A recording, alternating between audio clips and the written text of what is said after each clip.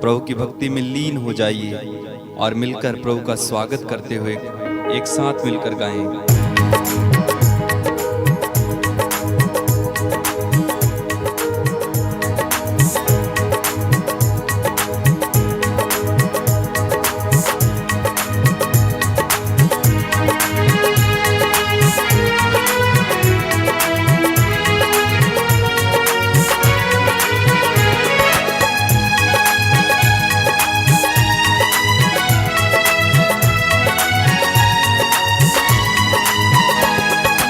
आराधना आराधना आराधना आराधना गाइए।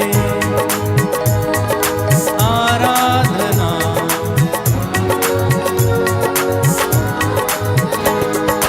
आराधना आराधना आराधना आराधना गाइए।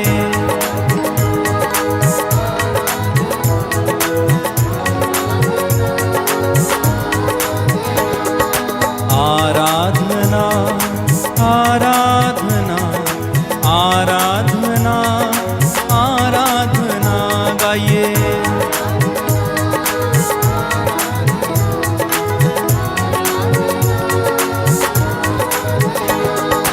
आराधना आराधना आराधना आराधना सब लोग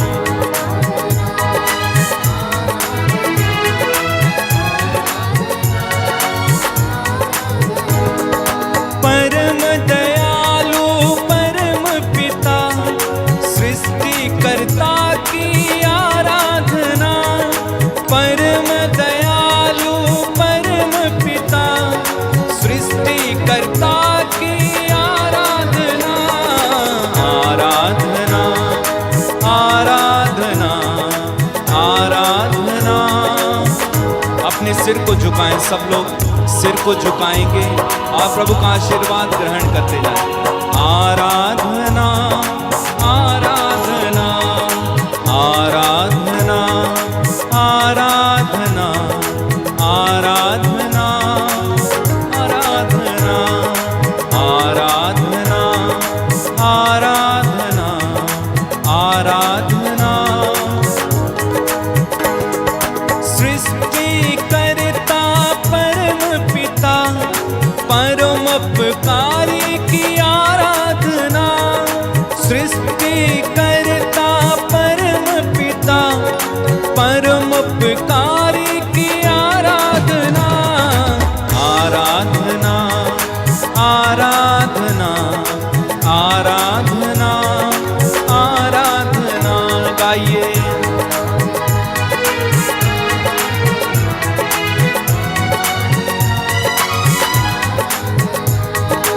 आराधना आराधना आराधना आराधना गाइए।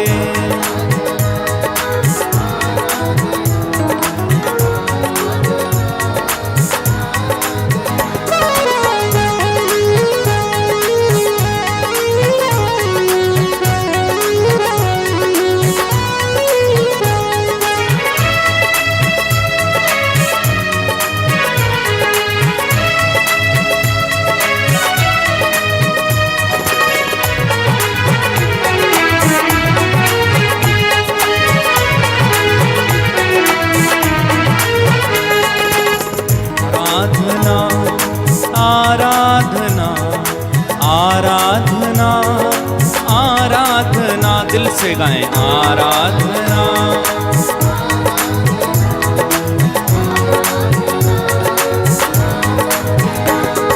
सबके पापों की बलि जो चढ़ा प्रभु यीशु की आराधना।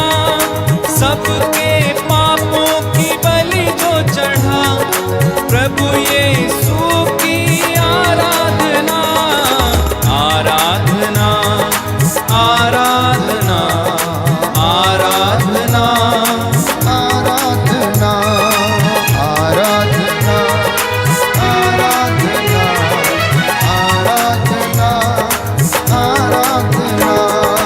सबको शांति देने वाले पवित्र आत्मा की आराधना। आराधना आराधना आराधना आराधना। सबको प्यार दिखाने वाले परम पिता की आराधना। आराधना आराधना। सब लोग मिलकर ऊंची आवाज में आराधना। सबके पापों की बलि जो चढ़ा प्रभु यीशु की आराधना। आराधना आराधना आराधना आराधना। जीवन रोटी प्रभु यीशु उसकी करे सदा आराधना। आराधना आराधना आराधना आराधना। विश्वास के साथ जीवन जल पिलाने वाले प्रभु यीशु की आराधना। आराधना आराधना आराधना आरा। सारे जन मिलकर आराधना भक्ति के साथ आराधना आराधना। दिनहीन पश्चातापी हृदय से आराधना आराधना आराधना। सुखदायक की आराधना बलदायक की आराधना। आराधना आराधना आराधना आराधना। सुखदायक की आराधना बलदायक की आराधना। आराधना आराधना आराधना आराधना। Hallelujah hallelujah hallelujah hallelujah hallelujah hallelujah hallelujah hallelujah hallelujah hallelujah hallelujah hallelujah. बोलो हालेलुया हालेलुया हालेलुया। हालेलुया। दया करने वाला मेरा प्रभु शक्तिदायक मेरा प्रभु। Hallelujah hallelujah hallelujah hallelujah. आजा मेरे दिल में तू आजा मेरे घर में तू हालेलुया हालेलुया हालेलुया हालेलुया। प्रभु यीशु तेरी आराधना। जी हाँ प्रभु। प्रभु यीशु तेरी आराधना। Hallelujah hallelujah. दिल की गहराई से दिल की गहराई से हालेलुया हालेलुया। सेनाओं का यहोवा मेरा प्रभु स्वर्गों का मालिक मेरा प्रभु। आराधना हालेलुया हालेलुया हालेलुया हालेलुया। मुझसे वो प्यार करता सदा मेरा ख्याल रखता सदा। आराधना आराधना आराधना आराधना। मुझसे वो प्यार करता सदा जी हाँ प्रभु। मेरा ख्याल रखता सदा। Hallelujah hallelujah hallelujah hallelujah. मेरे दिल में वो बसता सदा साथ मेरे वो चलता सदा। Hallelujah hallelujah hallelujah hallelujah. कैसा प्यारा है मेरा खुदा कैसा अनोखा प्यार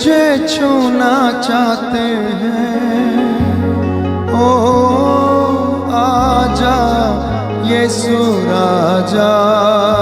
आपके परिवार में स्वागत करते हुए तेरे बंदे तुझे छूना चाहते हैं। आजा यीशु राजा। कहिए तेरे बंदे तुझे छूना चाहते हैं। आजा यीशु राजा। सुनना चाहते हैं। तेरे बच्चे तुझे सुनना चाहते हैं। हो आजा यीशु राजा। तेरे बच्चे तुझे सुनना चाहते हैं। ओ आजा यीशु राजा। तेरे बच्चे तुझे देखना चाहते हैं। आजा यीशु राजा। तेरे बच्चे तुझे देखना चाहते हैं। ओ आजा यीशु राजा। तुझसे बातें यीशु करना चाहते हैं। आजा यीशु राजा। तुझसे बातें यीशु करना चाहते हैं। ओ आजा यीशु राजा। मेरे घर में आजा यीशु राजा। मेरे घर में आजा यीशु राजा। परिवार में आजा यीशु राजा। परिवार में आजा यीशु राजा। आजा यीशु राजा। ओ आजा यीशु राजा। हालेलुया। हालेलुया।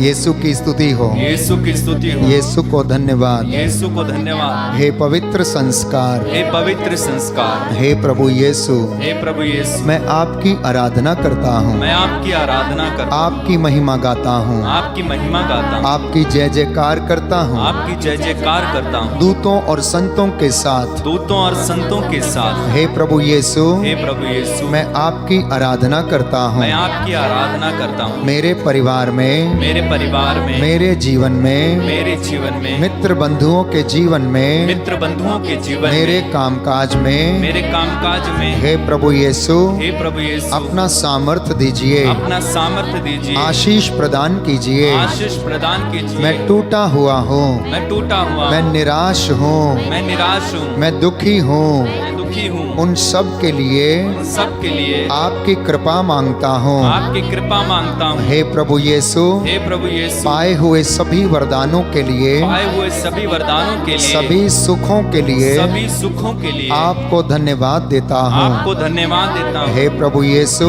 हे प्रभु यीशु, आज की संध्या वंदना आज की संध्या वंदना मेरे मेरे लिए आशीष का कारण बन जाए। आशीष का कारण बन जाए। मैं आपके चरणों में मैं आपके चरणों में नतमस्तक होकर नतमस्तक होता हूँ। आपकी कृपा चाहता हूँ। आपकी कृपा चाहता हूँ। पुराने जीवन को पुराने जीवन मैं को त्याग देता हूँ। मैं त्याग देता हूँ। पूर्वजों की निरर्थक जीवनचर्या के लिए पूर्वजों की निरर्थक जीवनचर्या के लिए क्षमा याचना करता हूँ। क्षमा याचना करता हूँ। हे प्रभु यीशु, हे प्रभु यीशु, मेरे पूर्वजों के पापों को मेरे पूर्वजों के पापों को क्षमा कीजिए। क्षमा कीजिए। मेरी गलतियों के लिए भी मेरी गलतियों के लिए मुझ मुझे क्षमा कीजिए। मुझे क्षमा कीजिए। जाने अनजाने में जाने अनजाने में आपकी संहिता के नियमों का आपकी संहिता के नियमों का मैंने उल्लंघन किया है। मैंने उल्लंघन किया है। आदेशों का पालन नहीं किया है। आदेशों का पालन नहीं किया मैं है। क्षमा की याचना करता हूँ। मैं क्षमा की याचना करता आप हूँ। क्षमा करने वाले प्रभु आप हैं। क्षमा करने वाले प्रभु हैं। आप देर से क्रोध करते हैं। आप देर से क्रोध करते हैं। आपकी कृपा हमारे जीवन पर बनी रहे।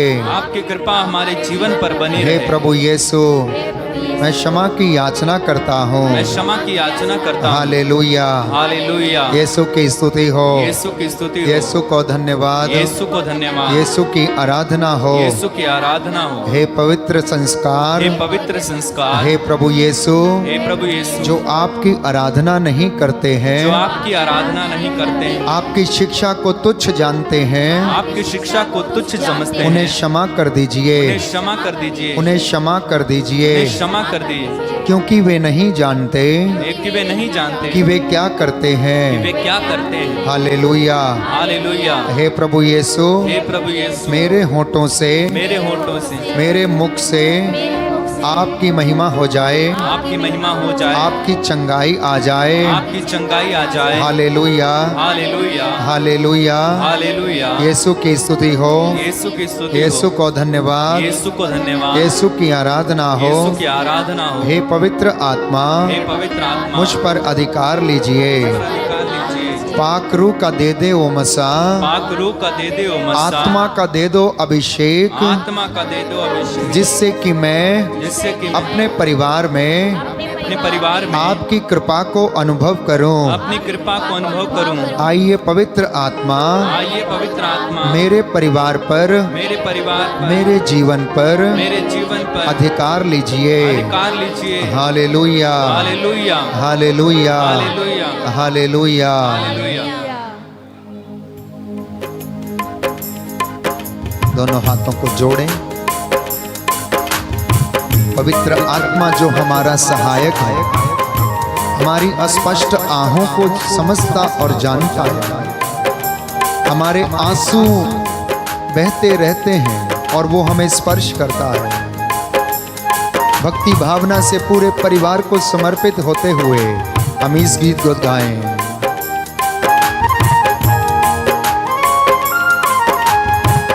पाकरू का दे दे ओ मसा, यीशु जी मुझे पाकरू का दे दे ओ मसा। पाकरू का दे दे ओ मसा, यीशु जी मुझे पाकरू का दे दे ओ मसा। हालेलुया।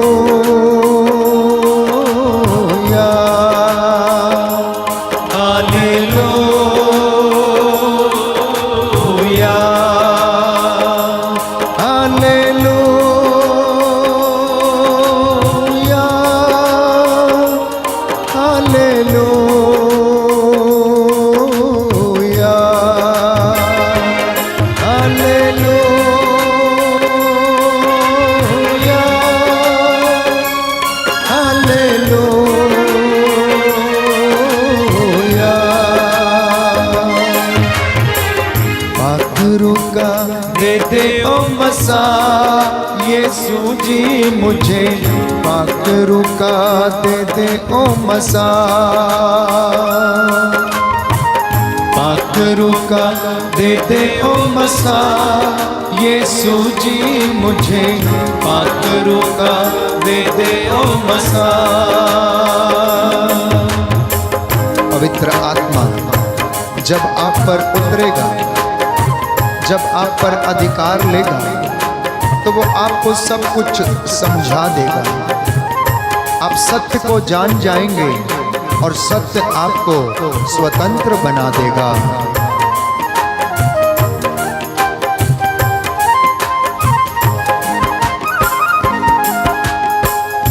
बदल दो यीशु मेरे विचार। हालेलुया।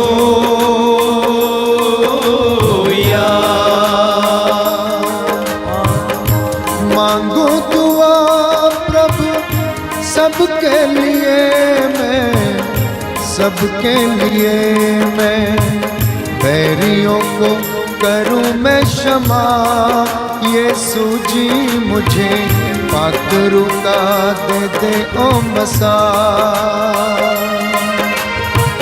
पाकरू का दे दे ओ मसा। यीशु जी मुझे पाकरू का दे दे ओ मसा। हालेलुया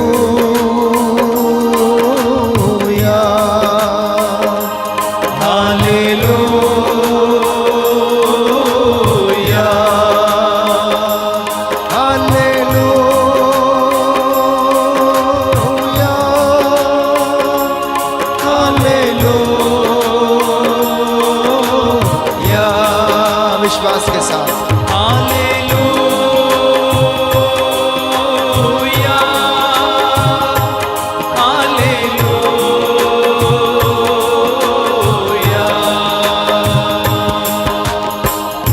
बेटा तू है, बाप भी तू है। हालेलुया।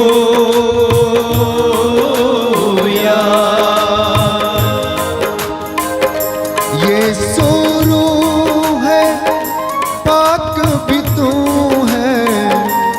तू ही तू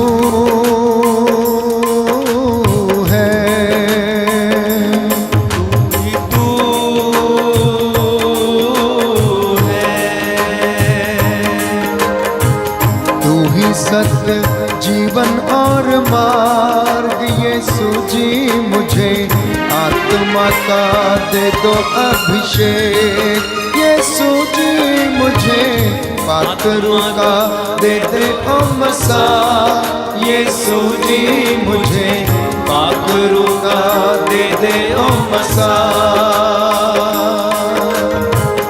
पाकरू का दे दे ओ मसा। यीशु जी मुझे पाकरू का दे दे ओ मसा। Hallelujah hallelujah. प्रभु के स्पर्श का अनुभव करें। दोनों हाथों को सीने पर लगाएं। आत्मा का स्पर्श वो हमें प्रदान कर रहा है। शरीर में कंपन के रूप में, शरीर में गर्माहट के रूप में, आंखों में आंसुओं के रूप में उसने आपके और मेरे परिवार को छुआ है, स्पर्श किया है।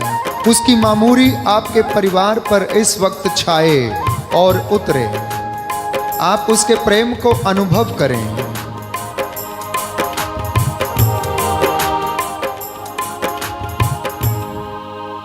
Hallelujah hallelujah hallelujah hallelujah. Yeshu की स्तुति हो, यीशु की स्तुति हो, यीशु को धन्यवाद, यीशु को धन्यवाद, यीशु की आराधना हो, यीशु की आराधना हो, यीशु की महिमा हो, यीशु की महिमा हो। हे प्रभु यीशु, हे प्रभु यीशु, मेरे परिवार को स्वर्ग बना दीजिए। स्वर्ग बना दीजिए। मैं आपसे कृपा मांगता हूँ। मैं कृपा मांगता हूँ। मेरे टूटे हुए परिवार को, मेरे टूटे हुए परिवार को हे प्रभु यीशु फिर से जोड़ दीजिए। फिर से जोड़ दीजिए। मेरे जीवन साथी को, मेरे जीवन साथी को जो मुझसे बिछुड़ गया है, जो मुझसे बिछुड़ गया है, पुनः वापस ले आइए। पुनः वापस ले आइए। Hallelujah hallelujah hallelujah hallelujah hallelujah. Hallelujah. प्रियजनों, पिछले 2 दिन में परिवारों को कैसे स्वर्ग बनाना है, ये स्वयं प्रभु यीशु ने आपसे बात किया। वो किस तरह से मेरे और आपके परिवार में काम कर सकता है, किस तरह से मेरा और आपका परिवार यीशु की मर्जी के मुताबिक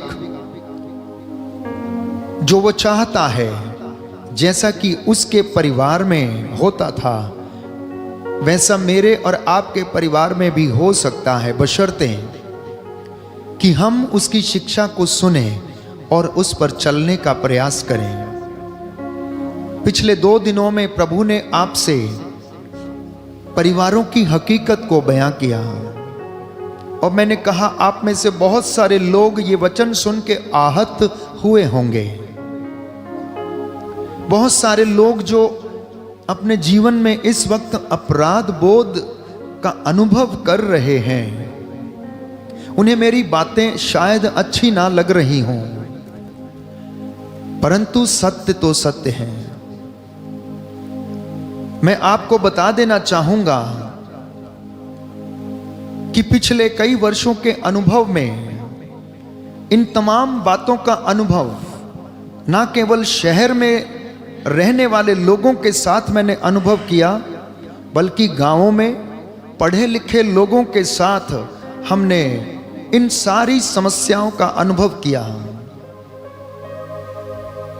आपकी चैट जब मैं पढ़ता हूं तो आप में से कई लोग तरह तरह के सवाल लिखते और तरह तरह की बातें उसमें बताते हैं, परंतु एक बात आवश्यक है कि यदि आप सत्य को स्वीकार करेंगे तो आप अपने जीवन में कभी भी हार का सामना नहीं करेंगे। यीशु आपको और आपके परिवार को शुद्ध करना चाहता है, और ये मौका उसने आपको और मुझे दिया है जब मैं और आप उसके वचन को सुने। कोई भी सत्य को सुनना नहीं चाहता, हकीकत को जानना नहीं चाहता है, क्योंकि सत्य कड़वा लगता है। कई बार मैं सुनता हूं फादर तो वही बात बोलेंगे, इसमें कौन सी नई बात है, इसमें सुनने की जरूरत क्या है। एक ही बात बोलेंगे और वही बात बोलेंगे। प्यारे भाइयों और बहनों, तो परिवार की हकीकत जो है हम वही बोलेंगे। परिवार की जो बुनियादी जरूरत है वो चेंज नहीं हो सकती है। परिवार की जो बुनियादी जरूरत है वो बदल नहीं सकती है। अगर आप बदलेंगे तो आपका परिवार नहीं बनेगा, कुछ और ही बनेगा। चोरों का अड्डा बनेगा, लुटेरों का अड्डा बनेगा, अय्याशी का अड्डा बनेगा। अगर पारिवारिक बुनियादी जरूरतें परिवार में नहीं हैं तो वो घर परिवार नहीं बनेगा, कुछ और ही बन के रह जाएगा। तो इसलिए हकीकत को स्वीकार करना। हमारे चैनल पे बहुत सारे लोग आते हैं जिन्हें इन सब बातों से कोई ताल्लुकात नहीं है। हो सकता है आपके परिवार अच्छे होंगे, हो सकता है कि आपके परिवारों में ये सारी कमियां नहीं होंगी, परंतु ऐसा भी है कि जो परिवार इन सारी समस्याओं से गुजर रहे हैं उन्हें किसी सलाहकार की जरूरत है।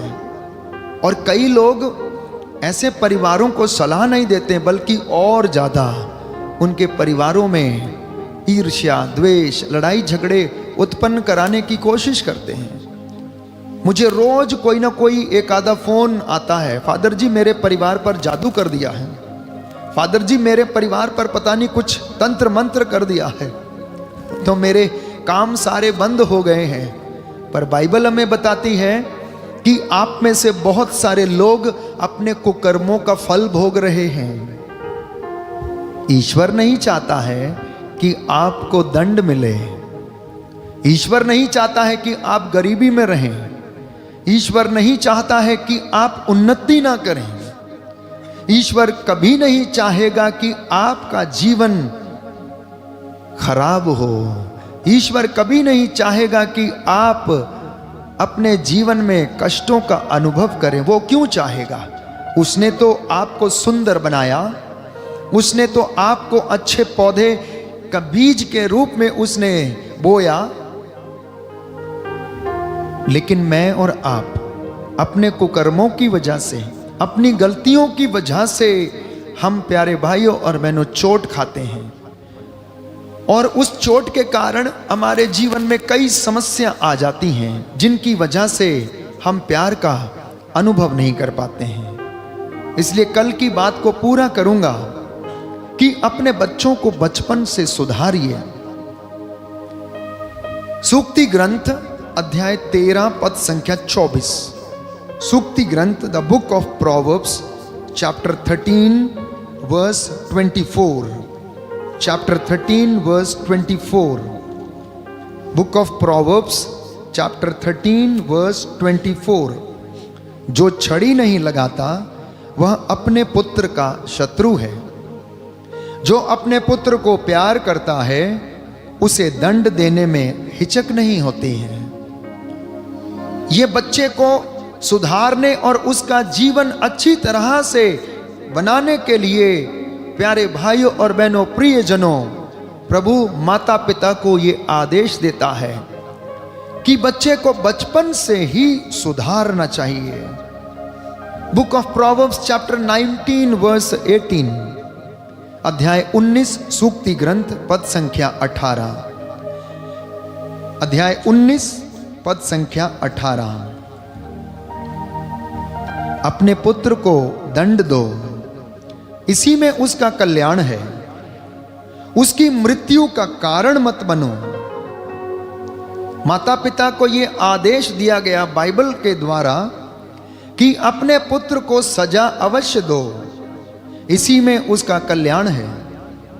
उसकी मृत्यु का कारण आप ना बनिए। अगर आप उसे दंड नहीं देंगे, नहीं समझाएंगे और उसको छड़ी नहीं लगाएंगे, तो अगर वो अपनी इन गलतियों की वजह से मृत्यु को प्राप्त होता है तो इसमें उसकी कोई गलती नहीं, उसमें माता पिता का दोष है, माता पिता की गलती है। पुनः एक बार सूक्ति ग्रंथ अध्याय 22 पद संख्या 15 कि युवक को बचपन से सन्मार्ग की शिक्षा दो, वह बुढ़ापे में उससे कभी नहीं भटकेगा। Hallelujah, hallelujah. यीशु की स्तुति हो, यीशु की स्तुति हो, यीशु को धन्यवाद, यीशु को धन्यवाद, यीशु की आराधना हो, यीशु की आराधना, यीशु की महिमा हो, यीशु की महिमा, यीशु को धन्यवाद, यीशु को धन्यवाद। Hallelujah, hallelujah. इसलिए मैंने कहा कि युवक को बचपन से शिक्षा देना, जब वो बड़ा हो जाता है तब माता पिता उसे सुधारने का प्रयास करते हैं। बचपन से आपने कुछ नहीं कहा, अब लड़का 16 साल का हो गया, 17 साल का हो गया, अब वो बड़ा हो गया है, अब वो विकसित हो गया है, तो अब वो आपकी बात नहीं मानेगा, आपसे क्रोध करेगा, आपका विरोध करेगा और आपको धमकियां देगा। मैं घर में आग लगा दूंगा, अगर मुझे गाड़ी नहीं मिली, मैं ट्रेन के नीचे आके मर जाऊंगा अगर मुझे आपने ये नहीं दिया, अगर आपने मुझे अभी और इसी वक्त मेरे लिए ये चीज नहीं लाया तो देखिए मैं क्या करता हूं। इस तरह से आपसे बात करेगा। आपके छोटे छोटे बच्चे इस तरह की बात करते हैं। आप में से बहुत सारे लोगों ने ये अनुभव किया होगा। कई माता पिता ने बच्चों की इस प्रकार की धमकियों से डरकर उन्हें वो चीजें मुहैया कराई और उन्हें जाने दिया। जानते हैं क्यों? क्योंकि जब वो छोटा था तब आपने उसे नहीं सुधारा, तब आप उसने नहीं रोका, और अब जब वो बड़ा हो गया है तो आप उसकी मृत्यु के कारण बनते हैं। वो घर से बाहर जाता है, पैसे लेकर जाता, अय्याशी करता, लड़ाई झगड़े करके आता, ड्रग्स का नशा करता है और ऐसे कई गलत कार्यों में फंस जाता जहां पर पुलिस उसे उठाकर ले जाती है, उसके बाद उसको मारती है और वो वहां पर जेल में दंड भोगता है। और प्यारे भाइयों और बहनों, आपको माता पिता को अपना सिर नीचा करना पड़ता है, शर्मिंदगी महसूस करनी पड़ती है। तो इसलिए आवश्यक है, जैसा वचन में बताता है, कि युवक को बचपन से ही सन्मार्ग की शिक्षा दो। अगर आप ऐसा करेंगे तो वह बुढ़ापे में उससे कभी नहीं भटकेगा। आप जो बुजुर्ग हो गए हैं, जो माता पिता अपने बच्चों को अभी पाल पोस के बड़ा कर रहे हैं, आप सोचिए कि आपके माता पिता ने आपको कैसे बढ़ाया, आपको उन्होंने क्या शिक्षा दिया, आपके पिता ने कैसे कैसे मजदूरी की, कैसे कैसे उन्होंने धन कमाया और आपको उन्होंने इस लायक बनाया। प्यारे भाइयों और बहनों, वो सतयुग के जमाने थे, लेकिन अब हम कलयुग के जमाने में हैं, जहां घरों में, प्यारे भाइयों और बहनों, परिवारों में, समाज में क्रोध, ईर्ष्या, लालच, अश्लीलता और अनेक बातों के अलावा दूसरी बात नहीं है। Hallelujah, hallelujah. सूक्ति ग्रंथ अध्याय 23 पद संख्या 13, अध्याय 23 पद संख्या 13। प्रभु का वचन कहता है कि युवक को दंड देने से मत हिचको, यदि तुम उसे छड़ी लगाओगे तो वो मरेगा नहीं। जानते हैं, बाइबल कह रही है अगर आप बच्चे को एक छड़ी लगा दोगे तो मरेगा नहीं वो, परंतु वो आज्ञा पालन सीखेगा। जीवन में अपने जीवन को आदर्श रूप देना सीखेगा। छड़ी लगाने से, थप्पड़ मारने से मर नहीं जाएगा। थोड़ी देर के लिए गुस्सा करेगा, बात नहीं करेगा, लेकिन आने वाले 60-70 बरस का जीवन उसका सुधर जाएगा प्यारे भाइयों और बहनों। और बुढ़ापे तक वो कभी भी इन बातों से नहीं मुकरेगा। प्रवक्ता ग्रंथ book of Sirach chapter 16 verse 24 to 30। प्रवक्ता ग्रंथ अध्याय 16 पद संख्या 24 से लेकर 30 तक। अध्याय 16। पुत्र मेरी बात सुनो और ज्ञान ग्रहण करो, मैं तुमको संतुलित शिक्षा प्रदान करूंगा और अपना ज्ञान अच्छी तरह समझाऊंगा। मेरी बात में मन लगाओ। प्रभु ने प्रारंभ से अपने कार्य संपन्न किए और प्रत्येक कृति का अपना स्थान निर्धारित किया है।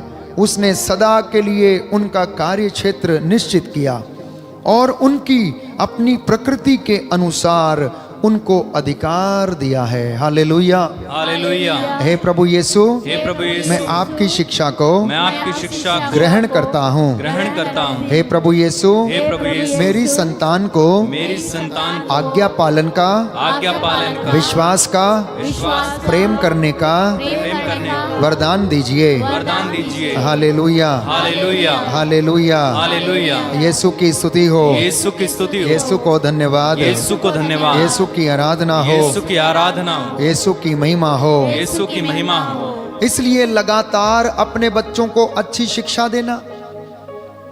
Always instruct your children.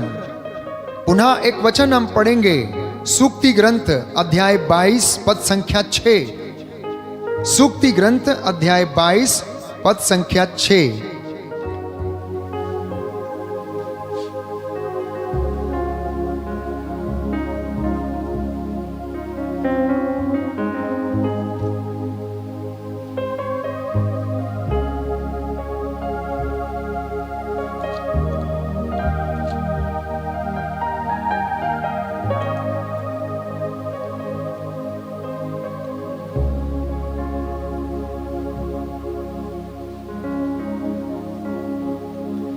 युवक को बचपन से ही सन्मार्ग की शिक्षा दो। मैंने दोहराया आपके लिए, वह बुढ़ापे में उससे नहीं भटकेगा। साम नंबर भजन संहिता 78, भजन संहिता 78, स्तोत्र संख्या 78 पद संख्या 5। स्तोत्र संख्या 78 पद संख्या 5। साम नंबर 78 वर्स 5। साम नंबर 78 वर्स 5।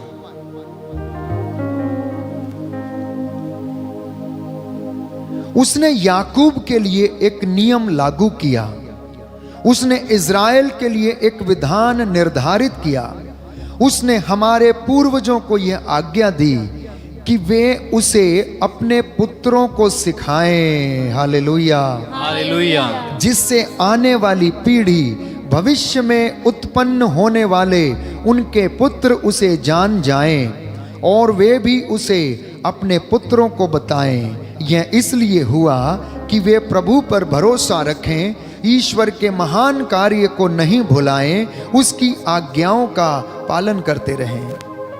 प्रभु का वचन ये हमें बताता है कि आप माता पिताओं के लिए ये आदेश है कि आपने जो शिक्षा, आपने जो संस्कार अपने पूर्वजों से ग्रहण किए हैं, वो आप अपने पुत्रों को बताओ, अपनी पुत्रियों को बताओ, जिससे कि वो आप उनकी आने वाली पीढ़ी को वो भी वही शिक्षा दे सकें। Hallelujah, hallelujah. उन लोगों के समान मत बनो जो दूसरों की जमानत तो देते हैं और कर्जदारों की जिम्मेदारी लेते हैं। कहीं ऐसा ना हो कि चुकाने के लिए तुम्हारे पास पैसा ना हो। और वचन बताता है कि वो पैसा अदा करने के लिए तुम्हें अपना बिस्तर तक बेचना पड़ जाए। कई माता पिता हैं, कई पारिवारिक लोग हैं, उनके पास कुछ नहीं है, लेकिन जमानत लेने के लिए ऐसे दुष्टों की जमानत लेते हैं और वो अपने घर की जमानत देते हैं। तो बाइबल कह रहा है उन लोगों के जैसे मत बनो आप लोग, जो लोग जमानत तो ले लेते हैं लेकिन उनके पास अदा करने के लिए ऐसा नहीं है। कहीं ऐसा हो जाए कि आपको उस जमानत का पैसा अदा करना पड़े तो आपको अपना बिस्तर तक बेचना पड़े, घर बेचना पड़े। Hallelujah, hallelujah. यीशु की स्तुति हो, यीशु की स्तुति हो। यीशु को धन्यवाद, यीशु को धन्यवाद। यहाँ तक कि यीशु मसीह ने भी अपने चेलों को इंस्ट्रक्शंस दिए, उन्होंने उसको शिक्षा दी। पेतरुस को बुलाया और पूछा, पेतरुस क्या तुम मुझसे प्यार करते हो? उसने कहा जी हाँ प्रभु करता हूं। तो बोला जाओ और मेरी भेड़ों को चराओ। फिर से उसने पूछा, पेतरुस क्या तुम मुझे इन सब से ज्यादा अधिक प्यार करते हो? तो जाओ मेरे मेमनों को चराओ।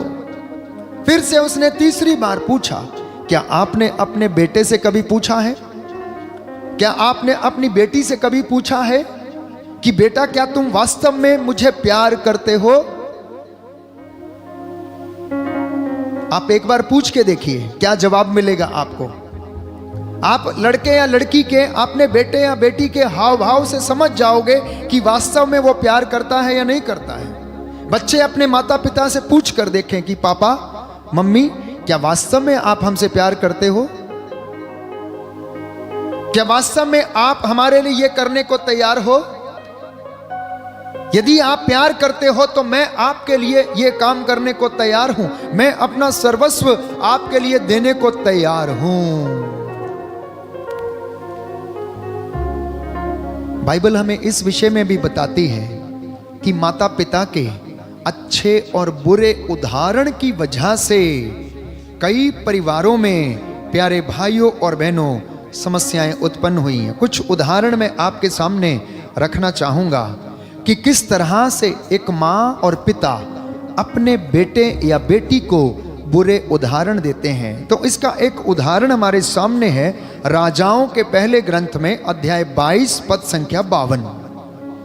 First book of Kings chapter 22 verse 52।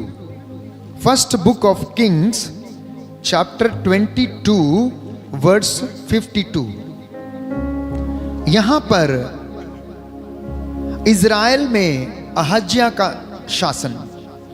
तो यूदा के राजा यहोशाफाट के 17वें वर्ष अहाब का पुत्र अहज्या समारिया में इज़राइल का राजा बना। उसने इज़राइल पर 2 वर्ष तक शासन किया। उसने वही किया जो प्रभु की दृष्टि में बुरा है, और वह अपने पिता के मार्ग पर और अपनी मां के मार्ग पर और नबाट के पुत्र यरोबोआम के मार्ग पर, जिसने इजराइलियों से पाप करवाया, चलता रहा। देखिए, वो बेटा अपनी मां के रास्ते पर चलता रहा, अपने बाप के रास्ते पर चलता रहा, और उसके मां और बाप ने क्या किया था? वही किया था जो ईश्वर की दृष्टि में बुरा था। तो उसका बेटा जब राजा बन गया, इज़राइल पर 2 वर्ष उसने शासन किया, तो उसने वही काम किया जो उसके माता पिता ने किया था। अर्थात उसके माता पिता ने जो उदाहरण दिया था वो उसी को फॉलो करता रहा। उन्होंने क्या किया? उन्होंने बाल देव की पूजा के द्वारा प्रभु इज़राइल के ईश्वर का क्रोध उन पर भड़क आया, और जिस प्रकार उसके पिता ने ईश्वर का क्रोध भड़काया था, उसी तरह से बेटे ने भी ईश्वर का क्रोध भड़का दिया और ईश्वर की बातों को नहीं माना। एक दूसरा उदाहरण पुरानी व्यवस्था में मैं आपको दूंगा।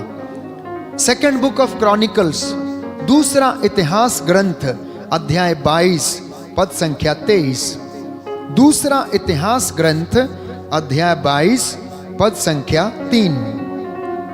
Second book of chronicles chapter 22 verse 3।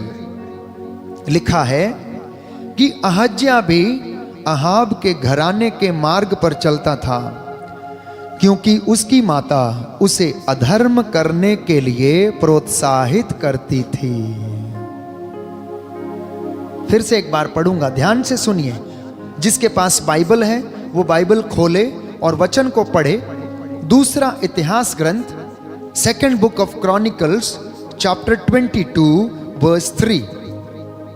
Ahaziah Ahab के घराने के मार्ग पर चलता था और उसकी माता उसे अधर्म करने के लिए प्रोत्साहित करती थी। उसकी मां कहती थी कोई बात नहीं, कोई समस्या नहीं है, तुम ये काम करो, कुछ नहीं होगा। ऐसी कई माताएं, कई बाप अपने बच्चों से कहते हैं, ओ कोई गल नहीं, कोई बात नहीं, ओ कार्या क्या फर्क पड़ता है, जाओ मार के आओ, तुमको मारा है पीट के आओ, जाओ मैं देख लूंगा बाद में, तुम एक बार करके आओ। ये माता पिता ऐसे उदाहरण देते हैं बच्चों को। तो यहां पर बाइबल में एक उदाहरण है कि अहज्या की मां अपने बेटे को अधर्म करने के लिए प्रोत्साहित करती थी। उसने अहाब के घराने की तरह वही किया जो प्रभु की दृष्टि में बुरा है, क्योंकि उसके पिता की मृत्यु के बाद वे लोग उसके सलाहकार बने। इससे उसका पतन हो गया और वो बहुत जल्दी मिट गए। जो इस तरह के अधर्म के काम करते हैं प्यारे भाइयों और बहनों, वचन बताता है कि बहुत जल्दी वो मिट गए। एक दूसरा उदाहरण नए व्यवस्थान में हम पढ़ते हैं, मत्ती का सुसमाचार अध्याय 14 पद संख्या 8। राजा हेरोद जब उसका जन्म दिवस था, उसने लोगों को बुलाया, अतिथियों को बुलाया, और हेरोदियस योहन के वैर करने लगी, दुश्मनी करने लगी, क्योंकि योहन ने कहा कि तुम्हें अपने भाई फिलिप की पत्नी को रखना तुम्हारे लिए उचित नहीं है राजा। तो रानी उससे चिढ़ गई, ईर्ष्या करने लगी, और उसने बेटी को क्या सिखाया? उसने अपनी बेटी को वचन में लिखा पहले से ही सिखा दिया। उसकी मां ने उसे पहले से ही उसे सिखा दिया था कि क्या करना है, और उसने इतनी सी बात के लिए एक औरत की, एक मनुष्य की जान ले ली। प्यारे भाई और बहनों, बाइबल हमें बताती है कि नारी का प्यार भी महान है। जितना नारी का प्यार महान है उतनी उसकी ईर्ष्या खराब है। अगर नारी प्यार करने लग जाए तो बहुत प्यार करती है, लेकिन अगर नफरत और ईर्ष्या करने लग जाए तो उसके नफरत और ईर्ष्या की कोई सीमा नहीं है। एजेकियल के ग्रंथ में हम पढ़ते हैं तीसरा चौथा उदाहरण कि किस तरह से बच्चों ने माता पिता से गलत बातें सीखी। नबी एजेकियल का ग्रंथ अध्याय 20 पद संख्या 19, अध्याय 20 पद संख्या 19, कि मैं प्रभु तुम्हारा ईश्वर हूं, मेरे आदेशों का अनुसरण करो और मेरे नियमों का सावधानी से पालन करो। मेरे विश्राम दिवसों की पवित्रता बनाए रखो, जिससे वे मेरे और तुम्हारे संबंधों के लिए चिन्ह स्वरूप हों, और तुम ये जान जाओ कि मैं ही प्रभु तुम्हारा ईश्वर हूं। किंतु उनके पुत्र पुत्रियों ने मुझसे विद्रोह किया, उन्होंने मेरे आदेशों का पालन नहीं किया, मेरे नियमों का सावधानी से पालन नहीं किया, जिनका पालन करने पर मनुष्य जीवित रहेगा। उन्होंने मेरे विश्राम दिवस को दूषित किया है। माता पिता ने अपने बच्चों को विश्राम दिवस का पालन करना नहीं सिखाया। ये विडंबना है, कलयुग की विडंबना है प्यारे भाइयों और बहनों। आप आज स्पष्ट रूप से जान लीजिए कि जितना आप सोचते हैं कि सांसारिक जीवन में भौतिक चीजों की आवश्यकता है, उससे कहीं ज्यादा हमें आध्यात्मिक जीवन की, आध्यात्मिक सोच विचार की आवश्यकता है। And there has to be a balance between the spiritual life and material life. अगर आप अपने सांसारिक जीवन में कंज्यूमरिज्म के आज की लाइफस्टाइल में अगर आप खो जाएंगे तो आप अपनी आत्मा को नहीं बचा सकते हैं। Hallelujah, hallelujah. यीशु की स्तुति हो, यीशु की स्तुति यीशु हो। को धन्यवाद, यीशु को धन्यवाद। यीशु की आराधना हो, यीशु की आराधना हो। यीशु की महिमा हो, यीशु की महिमा हो। यीशु को धन्यवाद, यीशु को धन्यवाद। हालेलुया। हालेलुया। आइए प्रभु से कहें, मेरे घर को स्वर्ग बना प्रभु। मैं एक ही बात मांगता हूँ, मेरे बच्चों को प्रभु शिक्षा दो, मेरे बच्चों को प्रभु का अपने वचन से प्रभु उन्हें शिक्षा दो। मेरे घर को स्वर्ग बना दे, कुछ और न मांगू। मेरे घर को स्वर्ग बना दे, कुछ और न मांगो। मेरे घर को स्वर्ग बना दे, कुछ और न मांगू। मेरे घर को स्वर्ग बना दे, कुछ और न मांगो। गुनहगार को भक्त बना दे, कुछ और न मांगू। गुनहगार को भक्त बना दे, कुछ और न मांगो। गुनहगार को भक्त बना दे, कुछ और न मांगू। गुनहगार को भक्त बना दे, कुछ और न मांगो। मेरे घर को स्वर्ग बना दे, कुछ और न मांगू। मेरे घर को स्वर्ग बना दे, कुछ और न मांगो। मेरे घर को स्वर्ग बना दे, कुछ और न मांगू। मेरे घर को स्वर्ग बना दे, कुछ और न मांगो। तो जहां बाइबल हमें कुछ ऐसे उदाहरण देती है कि जहां माता पिता ने अपने बच्चों को बुरे उदाहरण दिए, गलत शिक्षा दी, वहीं पर बाइबल हमें बताती है कि कुछ माता पिताओं ने अपने बच्चों को अच्छे उदाहरण दिए। पुनः एक बार राजाओं के पहले ग्रंथ में हम पढ़ेंगे, अध्याय 9 पद संख्या 4, जहां पर हम पढ़ेंगे अध्याय 9 पद संख्या 4 कि यदि तुम अपने पिता दाऊद की तरह निष्कपट हृदय और धार्मिकता से मेरे सामने आचरण करोगे, यदि तुम मेरे आदेशों, नियमों और विधियों का पालन करोगे, तो जैसा कि मैंने तुम्हारे पिता से यह कहते हुए प्रतिज्ञा की, इज़राइल के सिंहासन पर सदा ही तुम्हारा कोई वंशज विराजमान होगा।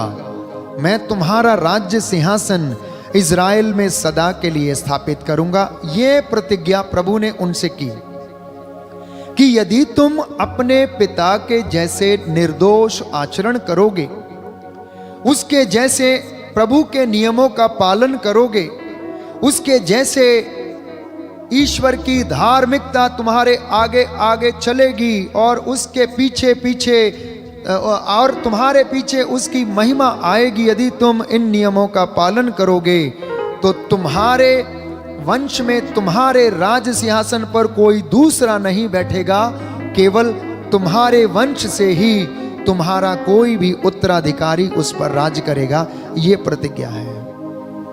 तो इसलिए अपने बच्चों को अच्छा उदाहरण देना, अपने बच्चों के लिए रोल मॉडल बनना।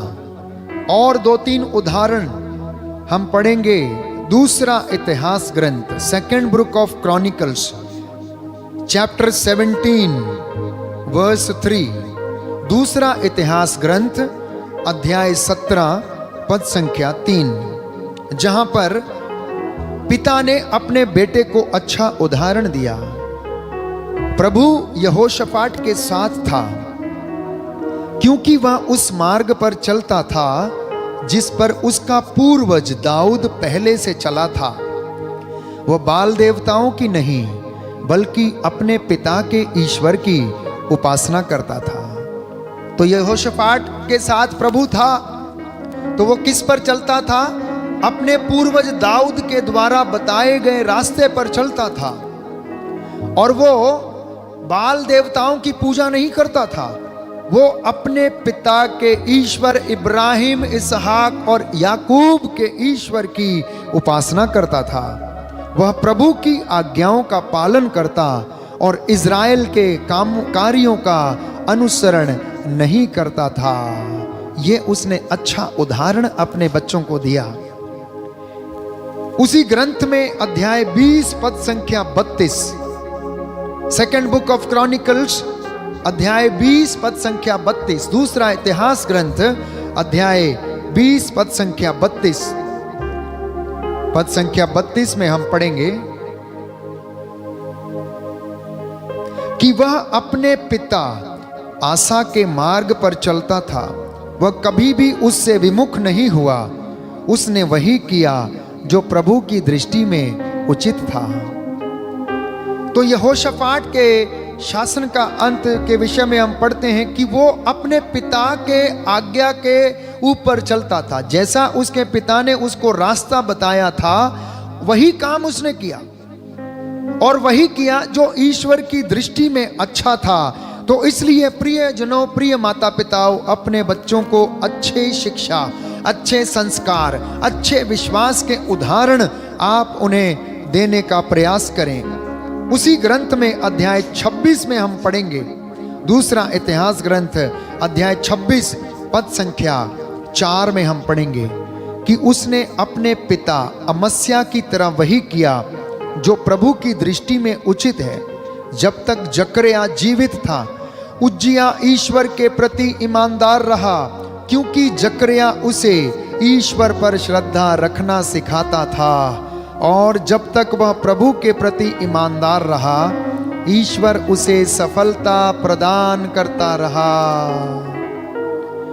तो परिवार में सफलता प्राप्त करने का एकमात्र उपाय प्रभु हमें बता रहा है कि जिस तरह जकरिया ईश्वर पर श्रद्धा रखता था और उसे अपने बेटे उजिया को भी श्रद्धा रखना सिखाता रहा और वो वैसा ही करता रहा, ईश्वर उसे सफलता प्रदान करता रहा। परिवार में उन्नति आती रही। अब आप जानिए, विचार करिए कि आप में से कितने माता पिताओं ने अपने बच्चों को ईश्वर पर दृढ़ता से विश्वास करना सिखाया। आप में से कितने माता पिता ने अपने बच्चे को अच्छी शिक्षा दी। आप में से कितने माता पिता ने बच्चों को विधि और विधि के संहिता के नियमों का पालन करना सिखाया। प्यारे भाई और बहन, अब आप पूछते हैं कि बच्चे असफल क्यों हैं, बच्चे मार्ग क्यों भटक गए हैं, बच्ची मार्ग क्यों भटक गई है? क्योंकि उसका बीज आपने बोया, बीज बोया, पौधा बना, लेकिन उसकी साफ सफाई नहीं करी, उसको सिंचित नहीं किया, दृढ़ शिक्षा देने के लिए प्रयास नहीं किया। ये वचन मेरे नहीं है, बाइबल हमें उदाहरण दे रही है। इसलिए मैं आपको किसी सांसारिक व्यक्ति की कहानी नहीं बता रहा हूं, बल्कि बाइबल से लिखे हुए उदाहरण को आपके सामने पेश कर रहा हूं। इसलिए दूसरा तिमोथी के नाम संत पौलुस का दूसरा पत्र वचन हमें बताता है, अध्याय 1 पद संख्या 5 में, second letter to the Timothy chapter 1 verse 5,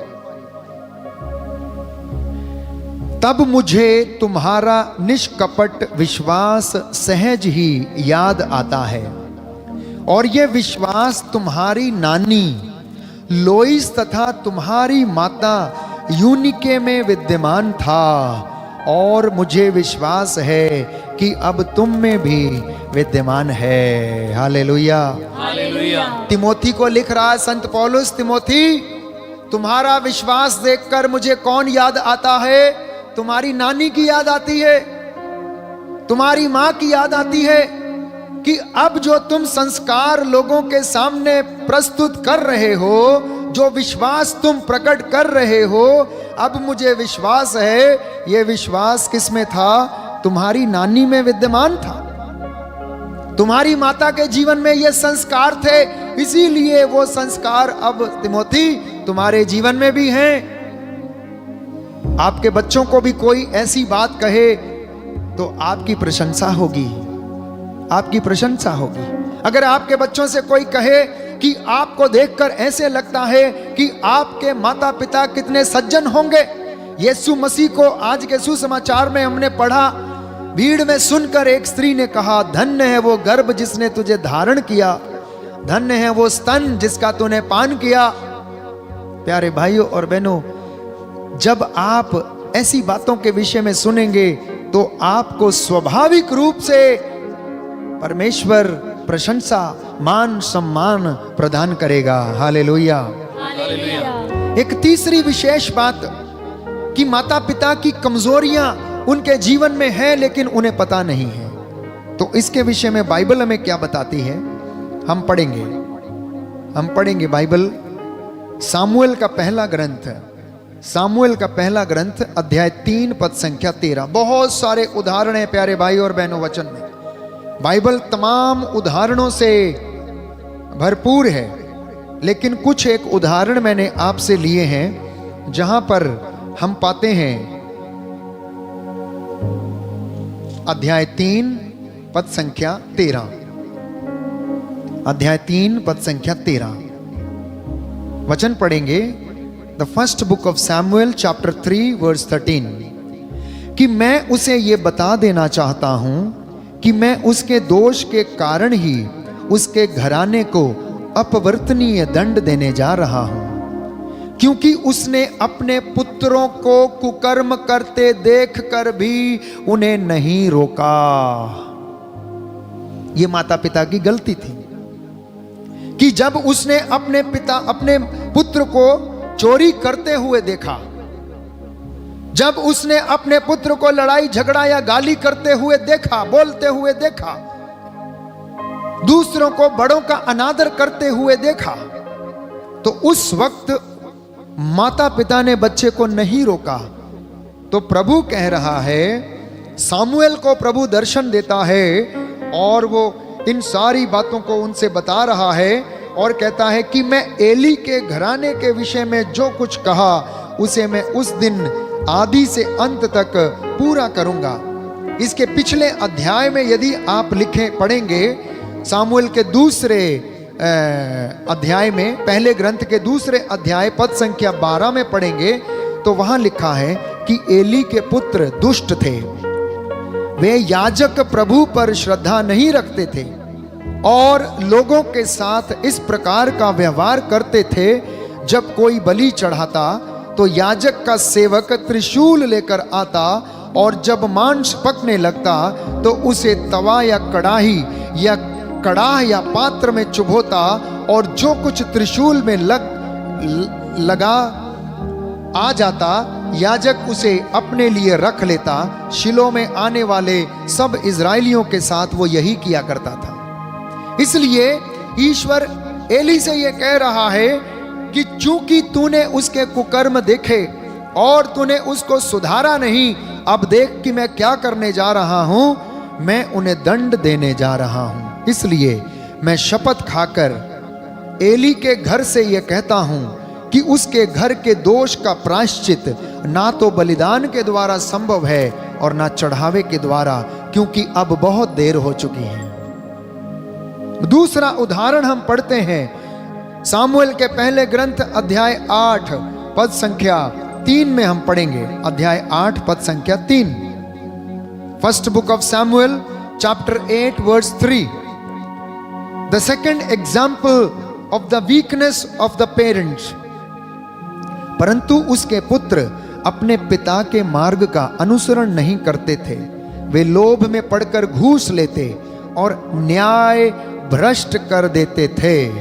Israel के सब नेता इकट्ठे हो गए और रामा में सामुएल के पास आए। उन्होंने उससे कहा, आप बूढ़े हो गए हैं और आपके पुत्र आपके मार्ग का अनुसरण नहीं करते। देखिए, आपके पुत्र आपके मार्ग का अनुसरण नहीं करते हैं। अब वो आपकी बात नहीं मानते हैं, अब वो घूस लेते हैं, कमीशन लेते हैं, बुरे काम करते हैं और आलसी हैं और वो बहुत जल्दी धन कमाना चाहते हैं। इसलिए आपने उन्हें सुधारा नहीं है, आपने उन्हें बताया नहीं है। तीसरा उदाहरण माता पिता की कमजोरी का राजाओं के पहले ग्रंथ अध्याय 1 पद संख्या 6 में हम पढ़ते हैं। राजाओं के पहले ग्रंथ अध्याय 1 पद संख्या 6 में माता पिता की कमजोरी का दूसरा उदाहरण प्यारे भाइयों और बहनों बाइबल हमें बताती है। हम पढ़ेंगे इस वचन को अध्याय 1 पद संख्या 6 कि उसके पिता ने उसे कभी यह कहते हुए नहीं डांटा कि तुम ऐसा क्यों करते हो। वो बहुत सुंदर था और वह अब्सलोम के बाद उत्पन्न हुआ था। हालेलुया, यीशु की स्तुति हो, यीशु को धन्यवाद, यीशु की आराधना हो, यीशु की महिमा हो। तो प्रियजनों, मैंने आपको 3 बातें आज बताई हैं कि माता पिता के कामों का बुरा प्रभाव बच्चों पर पड़ता है, और मैंने आपको 4 उदाहरण दिए हैं। अच्छे माता पिता हैं, अगर अच्छे उदाहरण देते हैं तो बच्चा अच्छी राह पर चलता और सफलता हासिल करता है। अगर माता पिता कमजोर हैं, अपने बच्चों को अच्छे उदाहरण नहीं देते, मैंने आपको पढ़कर बताया बाइबल से, आप उन्हें नोट करिए, आप उन्हें घर में पुनः पढ़िए, तो वो आपके जीवन में प्यारे भाइयों और बहनों दुख और कष्ट अवश्य लाएगा। माता पिता के पाप का दंड प्रभु पुरानी व्यवस्था में हमें बताता है कि वो बच्चों को देता था, उनके ऊपर आन पड़ता था। मैं इसलिए आपसे पिछले दिनों में कहा कि अगर माता पिता के द्वारा बच्चों को आशीष मिलती है, उनके अच्छे कामों के द्वारा, उनके अच्छे धार्मिक आचरण के द्वारा, तो उनके बुरे कामों के द्वारा बच्चों पर भाइयों और बहनों दंड भी मिलेगा।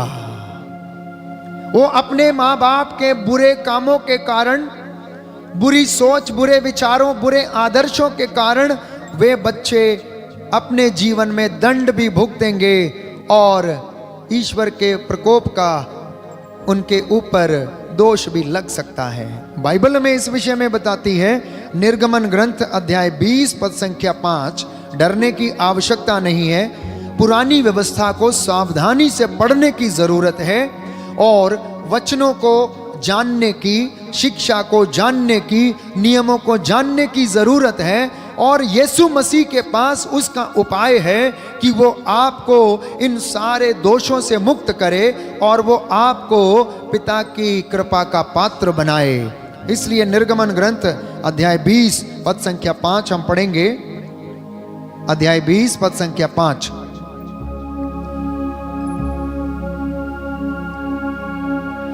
उन मूर्तियों को दंडवत कर उनकी पूजा मत करो, क्योंकि मैं प्रभु तुम्हारा ईश्वर ऐसी बातें सहन नहीं करता।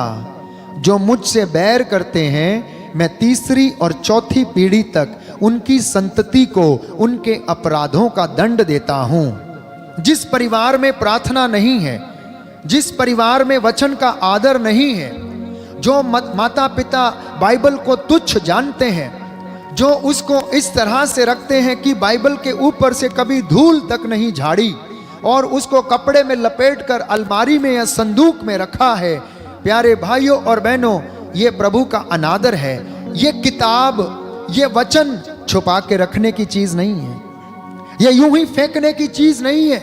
इसे दिल से लगा के, इसे रोजमर्रा की जिंदगी में पढ़ने की जरूरत है। इसके वचनों को सुनने और सुनाने की जरूरत है, इसे आत्मसात करने की जरूरत है, इस पुस्तक को खाने की जरूरत है। इसलिए जिस माता पिता ने इस पुस्तक का आदर नहीं किया है, इस पवित्र ग्रंथ को नहीं पढ़ा है, इस पवित्र ग्रंथ की शिक्षा को ग्रहण नहीं किया है, आज इसलिए उनके परिवारों में वो टूटे हुए हैं, उनके परिवार बिखरे हुए हैं, उनके परिवारों में प्रेम नहीं है, उनके परिवारों में घमंड है, ईर्ष्या है, द्वेष है, शैतानी पौधे, दूरता के बाण, नशे की आत्मा, अहंकार की आत्मा सब उनके घरों में समाई हुई है, बिखरे हुए हैं, एक दूसरे का आदर नहीं है। एक बड़े खानदान में 15-20 लोग रहते हैं, लेकिन एक दूसरे को मारने काटने को दौड़ते हैं। किसी को शुगर की बीमारी है तो किसी को ब्लड प्रेशर की, किसी को पथरी का रोग है, तो सब दवाइयों से भरे हुए हैं। कोई भी एक ऐसा समूचा व्यक्ति नहीं है कि जो दोष रहित ना हो। इसे हम क्या समझेंगे? अपने कुकर्मों का फल या फिर ईश्वर के द्वारा दंड दिया जाना? प्रभु कहता है यदि तुम मेरे विधि का, नियमों का पालन करोगे, इसका आदर करोगे, मैं तुम्हारा आदर करूंगा। हालेलुया। पुनः इस बात को उसी ग्रंथ में, निर्गमन ग्रंथ, book of Exodus chapter 34 verse 7, अध्याय 34 में पद संख्या 7 में प्रभु हमसे बताता है, अध्याय 34 पद संख्या 7, प्रभु हमें बताता है कि वह 1000 पीढ़ियों तक अपनी कृपा बनाए रखता और बुराई, अपराध और पाप क्षमा करता है। मूसा ने तुरंत दंडवत कर उसकी आराधना की और कहा, प्रभु यदि मुझ पर तेरी कृपा दृष्टि हो तो मेरा प्रभु हमारे साथ चले। ये लोग हठधर्मी हैं, किंतु तू हमारे अपराधों को क्षमा कर दे और हमें अपनी निजी प्रजा बना दे। हालेलुया। इसलिए घर के मुखिया को, माता पिता को नित्य प्रतिदिन इस प्रकार से प्यारे भाइयों और बहनों प्रभु से क्षमा याचना करना, क्योंकि वो दया से परिपूर्ण है, वो सहज ही द्रवित हो जाता है, वो कृपालु ईश्वर है। यदि आप उसके पास लौटेंगे तो वो आपके पास लौटेगा। हालेलुया। एक और वचन पढ़ेंगे, गणना ग्रंथ अध्याय 14, book of Numbers chapter 14, book of Numbers chapter 14 verse 18, कि प्रभु देर से क्रोध करता परंतु अनुकंपा का धनी है, वह अपराध और विरोध को क्षमा करता है, किंतु कोई पाप अनदेखा नहीं करता, और पूर्वजों के अपराधों का दंड तीसरी चौथी पीढ़ी तक उनकी संतति को देता है। लेकिन इस पाप को, इस चेन को हम तोड़ सकते हैं, और उस चेन को तोड़ने के लिए स्वयं परमेश्वर यीशु मसीह का रूप बनकर, यीशु मसीह के रूप में वो हमारे बीच में आया और उस पाप को, उस दंड को, उस चेन को उसने तोड़ने के लिए हमको सामर्थ्य दिया। उसने अपने अभिषिक्तों को ये सामर्थ्य दिया, जिसके ऊपर हाथ रखोगे, जिनके पाप तुम क्षमा करोगे, क्षमा हो जाएंगे।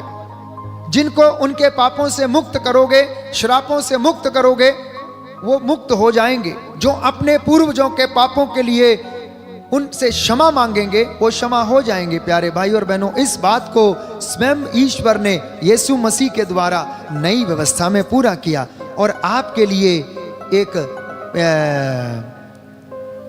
उन्होंने एक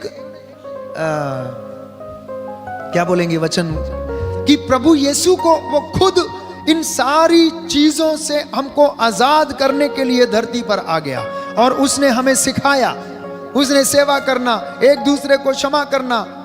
अगर हम ये काम करेंगे तो ईश्वर की कृपा के पात्र बनेंगे। प्यारे भाइयों और बहनों, ये जीवन की हकीकत है, ये परिवारों की हकीकत है।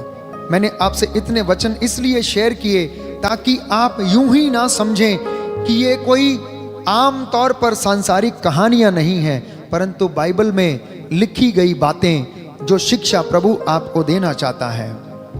कुछ बातों पर हम मनन चिंतन करेंगे, उससे पहले एक गीत गाएंगे। प्रभु हमें चंगाई प्रदान करे, शांति प्रदान करे, उसकी महिमा के लिए हम स्तुति करते हुए एक गीत गाएंगे, ताकि आप उसकी आशीष और चंगाई को अनुभव करें।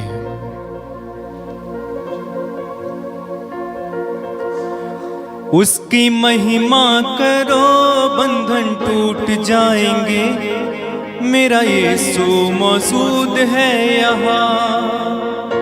उसकी महिमा करो, बंधन टूट जाएंगे, मेरा यीशु मौजूद है यहाँ।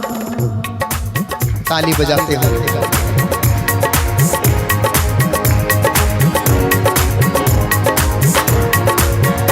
उसकी महिमा करो, बंधन टूट जाएंगे, मेरा यीशु मौजूद है यहाँ। उसकी महिमा करो, बंधन टूट जाएंगे, उसकी महिमा करो, बंधन टूट जाएंगे, मेरा यीशु मौजूद है यहाँ।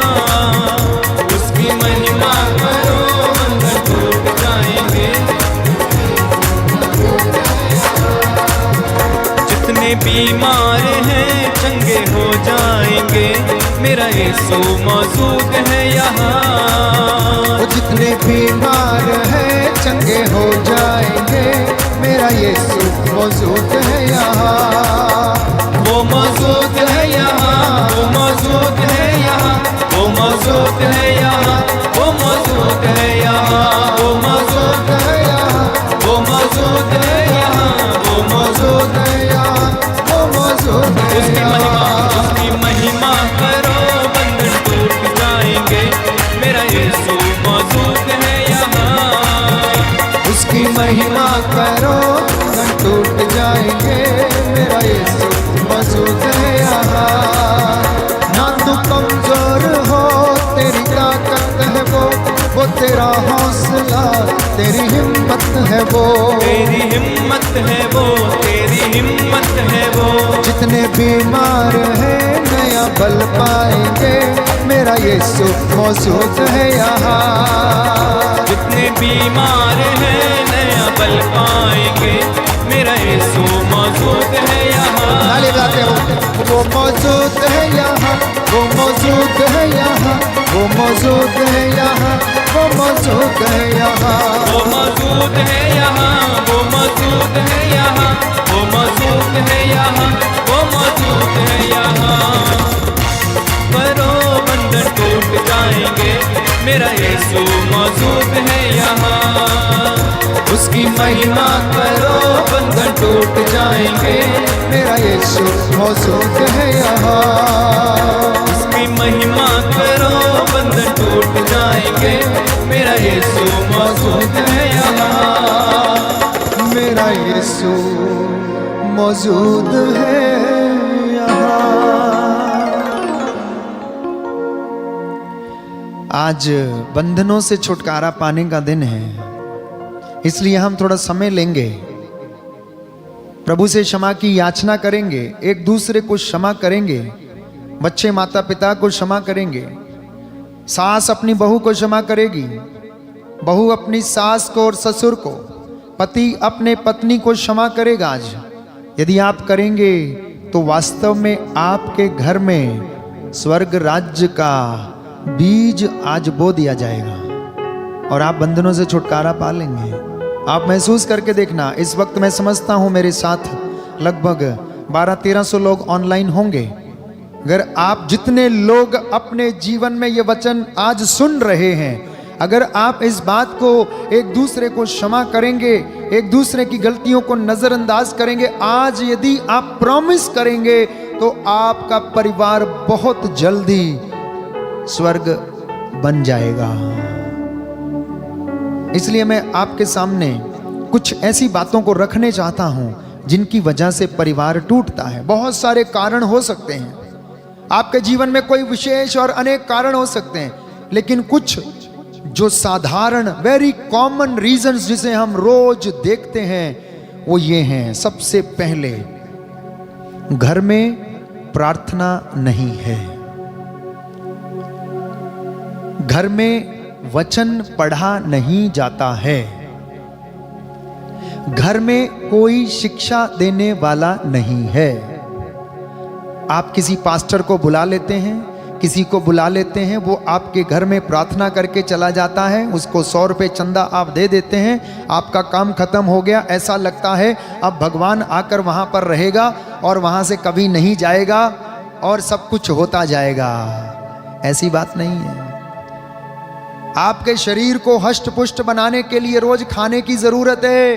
आपकी आत्मा को ईश्वर की प्रज्ञा में बढ़ने के लिए रोज प्रभु के वचन की जरूरत है, इबादत की जरूरत है। आप अपने कामों में इतने व्यस्त हैं कि रात को देर रात पार्टियों से आते और सुबह 10 बजे सो कर उठते हैं। बच्चे को आप 10 बजे सो के उठाते हैं, 11 बजे उठाते हैं, सोने दो, रात को देर से आया है। मान लीजिए अगर फौजियों को सुबह तक सोने दिया जाए तो उनका आपका क्या हाल होगा? रोज आग और तोप और गोले बरसेंगे आपके ऊपर। अगर वो सुबह उठकर अभ्यास नहीं करेंगे 4 बजे, अगर वो कर्मठ नहीं बनेंगे, अगर वो बॉर्डर पे अगर आपकी सुरक्षा के लिए तैनात नहीं होंगे तो आपके ऊपर गोले बरसेंगे, तोपें चलेंगी, उजड़ जाएंगे, आप तबाह कर दिए जाएंगे, आपका देश लूट लिया जाएगा। उसी तरह से आत्मा को बचाने के लिए इस शरीर को तपाना है, सुबह उठना ही है। सुवर्ण बेला में उसको उठाइए, दिन में सो जाइए, आराम करिए, कोई बात नहीं, लेकिन सुबह की सुवर्ण बेला में ईश्वर के दर्शन करना है तो सुबह उठना है। आप अपने कार्यों को खत्म करें, सुबह उठें। डिसिप्लिन मठाध्यक्षों के जीवन में, साधु संतों के जीवन में, आचार्यों के जीवन में, आश्रमों में संतों के जीवन में एक ही बात थी कि सबसे पहले वो ईश्वर का ध्यान करते थे, मनन चिंतन किया करते थे, योग किया करते थे, इसलिए निरोग रहते थे। आपके बच्चे निरोग नहीं हैं, इतने मोटे मोटे हो गए हैं, ओबेसिटी बढ़ गई है, बर्गर पे बर्गर, कुछ ना कुछ खाते रहते हैं, खिलाते रहते हैं, सुबह को उन्हें उठाते नहीं है, शिक्षा नहीं देते हैं, तो क्या वो आपकी बात मानेगा? आपकी बात मानेगा? प्रिय प्रिय माता पिता, आप बुढ़ापे में भी उसको खिलाते ही रहोगे, खिलाते रहोगे। इसलिए अगर आप बच्चे से प्यार करते हैं तो उसे आप जरूर ये शिक्षा दें, सबसे पहले वचन का आदर करें। दूसरी बात, परिवार टूटता है पति पत्नी में तो शक की बुनियाद पर टूटता है। जब पति और पत्नी में शक आ जाता है, सब चीजें खत्म हो जाती हैं, लेकिन गलतफहमी और शक को कोई खत्म नहीं कर सकता है। वो शीशे में लगी दरार के जैसे होता है। शक का कोई इलाज नहीं है, वहम का कोई इलाज नहीं है, गलतफहमी का कोई इलाज नहीं है। इसलिए इस शक की सुई को अपने परिवार में मत घूमने दीजिए।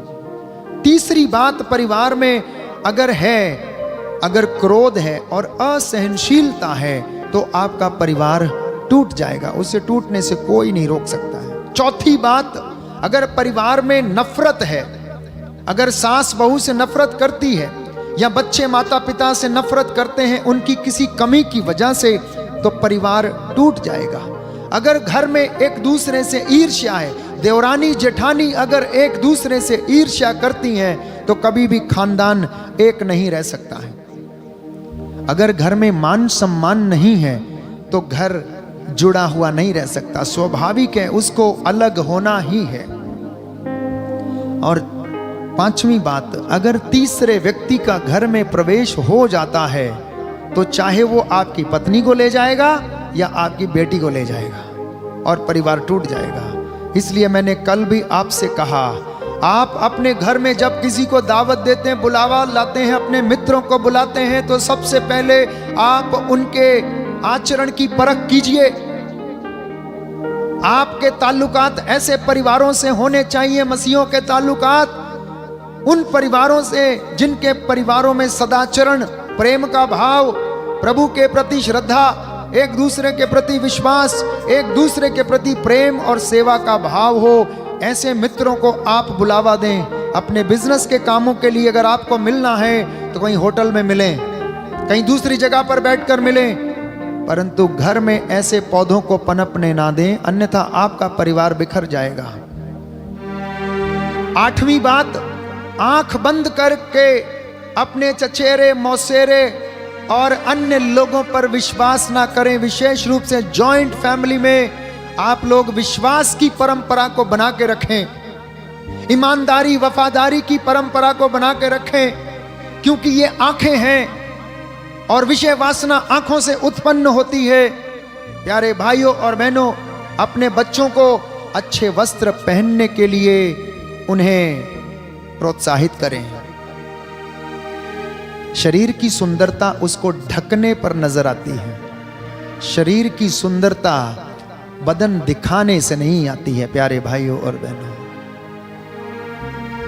मैं समझ सकता हूं कि आप 21वीं सदी में हैं और 21वीं सदी में पाश्चात्य शैली का बोलबाला है, लेकिन वो संस्कार हमारे संस्कार नहीं है, हमारे परिवारों की वो रीतियां और परंपरा नहीं है।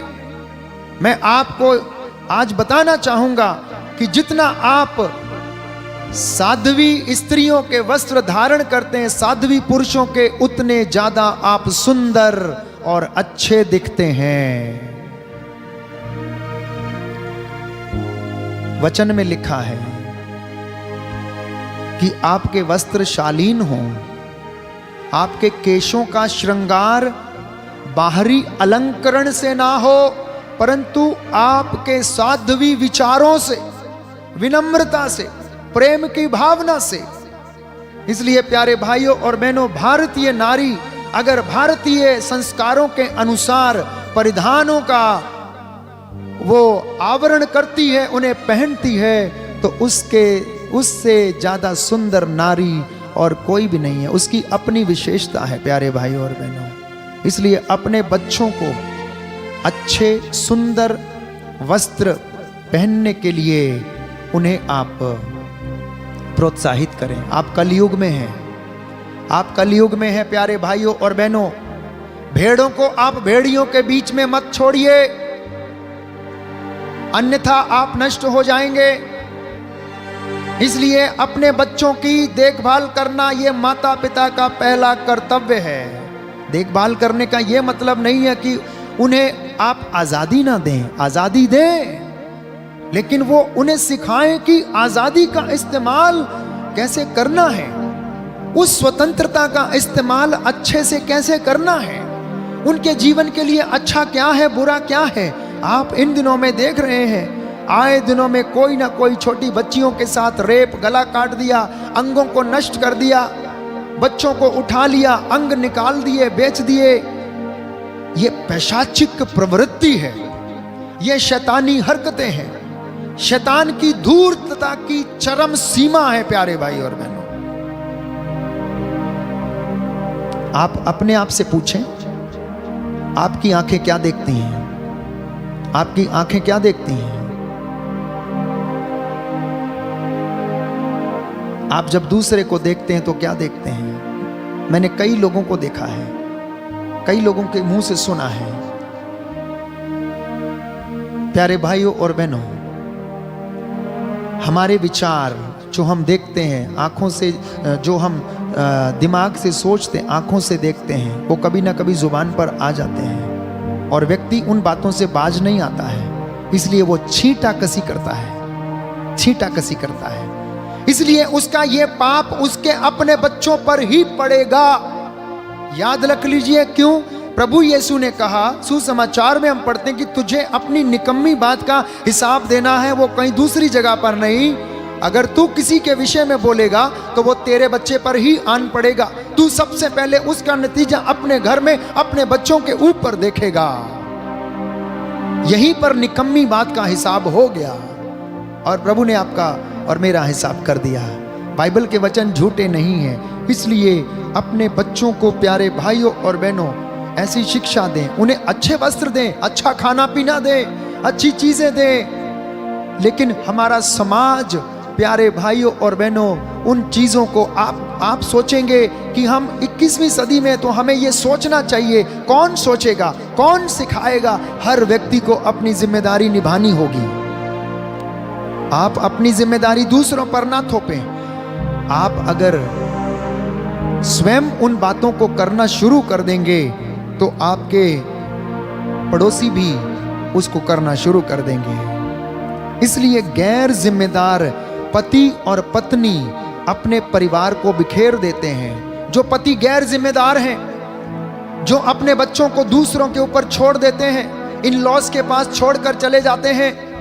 प्यारे भाइयों और बहनों, शुरू के 5 वर्ष में बच्चा माता पिता के पास रहना चाहिए, किसी और के पास नहीं, ना आया के पास, ना इन लॉज के पास, केवल और केवल माता और पिता के पास प्रथम 5 वर्षों में बच्चा रहना चाहिए।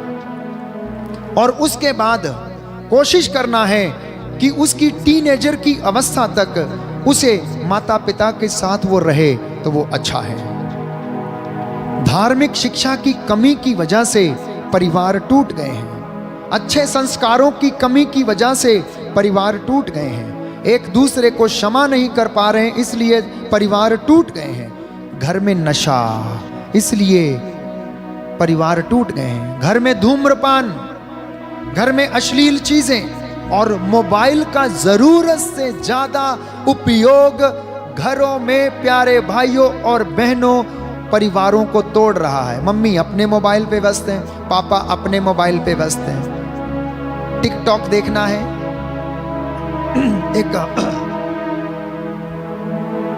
एक स्त्री मुझसे कह रही थी, फादर जी मेरे पति के लिए प्रार्थना करो। तो मैंने पूछा क्या हो गया? तो बोली, फादर जी इतना टिकटॉक देखता है और वो लेडीज लोग डांस कैसे करती हैं वही देखता रहता है। मैंने कई बार उसको बोला है लेकिन वो वही देखता है। ऐसा पत्नी के साथ भी हो सकता है, जरूरी नहीं कि पति के साथ भी हो। टिकटॉक। आप हंस रहे हैं, हमें अपनी ही बातों पे शर्म आती होगी कभी कभी, परंतु विचार करने की बात है कि बहुत सारे माता पिता बच्चों को समय नहीं दे रहे हैं। आपका 4 साल का बच्चा मोबाइल छोड़ता नहीं है, क्यों? क्योंकि मम्मी नहीं छोड़ती तो बेटा कहां से छोड़ेगा।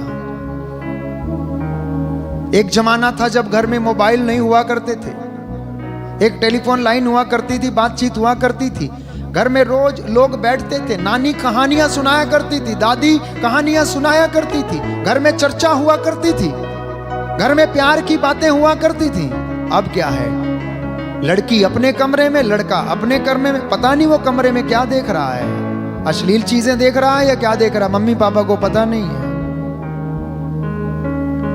इसलिए प्यारे बच्चों, आपका भी कर्तव्य है कि माता पिता अगर आपको कोई अच्छी बात बताते हैं तो वो आपके भविष्य के लिए है, क्योंकि आने वाली सदी इस सदी से भी खराब होने वाली है, क्योंकि हम अंत की ओर बढ़ रहे हैं, हम कलयुग में हैं और इस कलयुग में मार काट, ईर्ष्या, द्वेष, जलन, घमंड, स्वार्थ, अश्लीलता के सिवा और कुछ नहीं है। शैतानी चीजों की पूजा, शैतानी हरकतें, हर चीज, नशा, चोरी हम देखते हैं, फिल्मों में देखते हैं और अन्यत्र जगह पर भी देखते हैं। रात को रेव पार्टी शुरू होती हैं, कैबरे शुरू होते हैं, रात को 1 बजे से पार्टियां शुरू होती हैं और सुबह लड़कियां लड़के नग्न अवस्था में पड़े होते हैं, उन्हें पता नहीं है घर जाना है नहीं जाना है। आप देखिए, आप स्वयं इन बातों से वाकिफ हैं, मुझे इस विषय में ज़्यादा बताने की ज़रूरत नहीं है। तो इसका उपाय क्या है? उपाय ये है कि परिवार को आध्यात्मिक जीवन का केंद्र बनाएं। Make your family the centre of spirituality. और उसका एक उदाहरण है, योशुआ के ग्रंथ अध्याय 24 पद संख्या 15 में हम पढ़ते हैं कि योशुआ ने कहा, तुमने जो करना है करो, तुम जो डिसाइड करना है करो। मैंने निर्धारित कर लिया कि आज से मैं अपने परिवार के साथ ईश्वर की सेवा करूंगा। तो यदि आप चाहते हैं कि आपका परिवार स्वर्ग बने, माता पिता योशुआ के जैसे आज डिसाइड करें, आज प्रभु से प्रॉमिस करें कि मैं अपने परिवार के साथ ईश्वर की सेवा करूंगा, मैं अपने परिवार के साथ ईश्वर का वचन पढ़ूंगा, आदर करूंगा। अय्यूब का ग्रंथ अध्याय 1 पद संख्या 5, अय्यूब के ग्रंथ में लिखा है कि उसे पता था कि उसके बच्चे, नौजवान लड़कियां और लड़के रात को प्रीति भोज में जाया करते थे, मदिरा पीते थे, और अय्यूब को ऐसा लगता था कि रात में इन्होंने कोई गलत काम ना कर दिया हो, कोई पाप ना कर दिया हो, कोई अश्लील काम ना कर दिया हो, इनसे कोई व्यभिचार ना कर दिया हो। इसलिए भोर में उठकर वो क्या करता था? ईश्वर को बलिदान चढ़ाता था, प्रायश्चित करता था अपने बच्चों के लिए। प्रियजनों, प्रिय माता पिताओं, अगर आपने वास्तव में प्यार से संतान को जन्म दिया है तो आपको सुबह उनके लिए प्रायश्चित का बलिदान चढ़ाना होगा, अपने परिवार को आध्यात्मिक जीवन का केंद्र बनाना होगा, तब आपका परिवार स्वर्ग बनेगा। हालेलुया, हालेलुया, यीशु की स्तुति हो, यीशु को धन्यवाद, यीशु की आराधना हो, यीशु की महिमा हो, यीशु को धन्यवाद। जब पौलुस और सीलस की बेड़ियां टूट गईं तो कारापाल ने आकर उनसे पूछा, सज्जनों, मुक्ति प्राप्त करने के लिए हमें क्या करना चाहिए? तो उन्होंने कारापाल को क्या किया? ईश्वर का वचन सुनाया। और एक्ट्स ऑफ द अपोस्टल्स, प्रेरितों के कार्यकलाप अध्याय 16 पद संख्या 33 में लिखा है कि उस पूरे परिवार ने प्रभु के वचन को ग्रहण किया, प्रभु के वचन को ग्रहण किया। क्या आप आज प्रभु के वचन को ग्रहण करने को तैयार हैं? पिछले 3 दिनों से मैंने जीवन की हकीकत, परिवारों की हकीकत को आपके सामने रखा है। अगर आप स्वीकार करते हैं तो आपका परिवार स्वर्ग अवश्य बनेगा। Hallelujah, hallelujah, hallelujah. Hallelujah. Yeshu की स्तुति हो, यीशु को धन्यवाद। यीशु को धन्यवाद। इसलिए आप अब जो अपने हालातों से ना डरें। आपके जीवन में बहुत विषम परिस्थितियां हैं। कई माता पिता जब बात करते हैं तो बड़ी विषम परिस्थितियां हैं, तो प्रभु कहता थोड़ा विश्वास कर, हालातों से ना डर, थोड़ा सब्र कर और इस पौधे को, इसका बीज तू बो दे और देख ये कुछ दिनों में क्या है, ये उग जाएगा और तेरा परिवार स्वर्ग बन जाएगा। आइए इस गीत को गाएं। ना हालातों से डर, थोड़ा विश्वास कर, वो वफादार है, थोड़ा रख तू सब्र।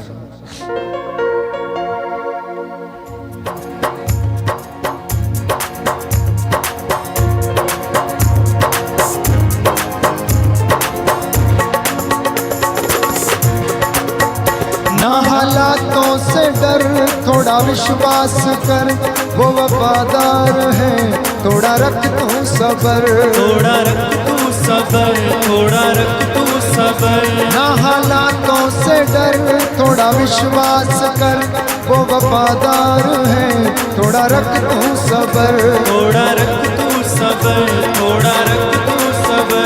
तेरे जितने रुके काम हो जाएंगे, मेरा यीशु मौजूद है यहाँ। तेरे जितने रुके काम हो जाएंगे, मेरा यीशु मौजूद है यहाँ।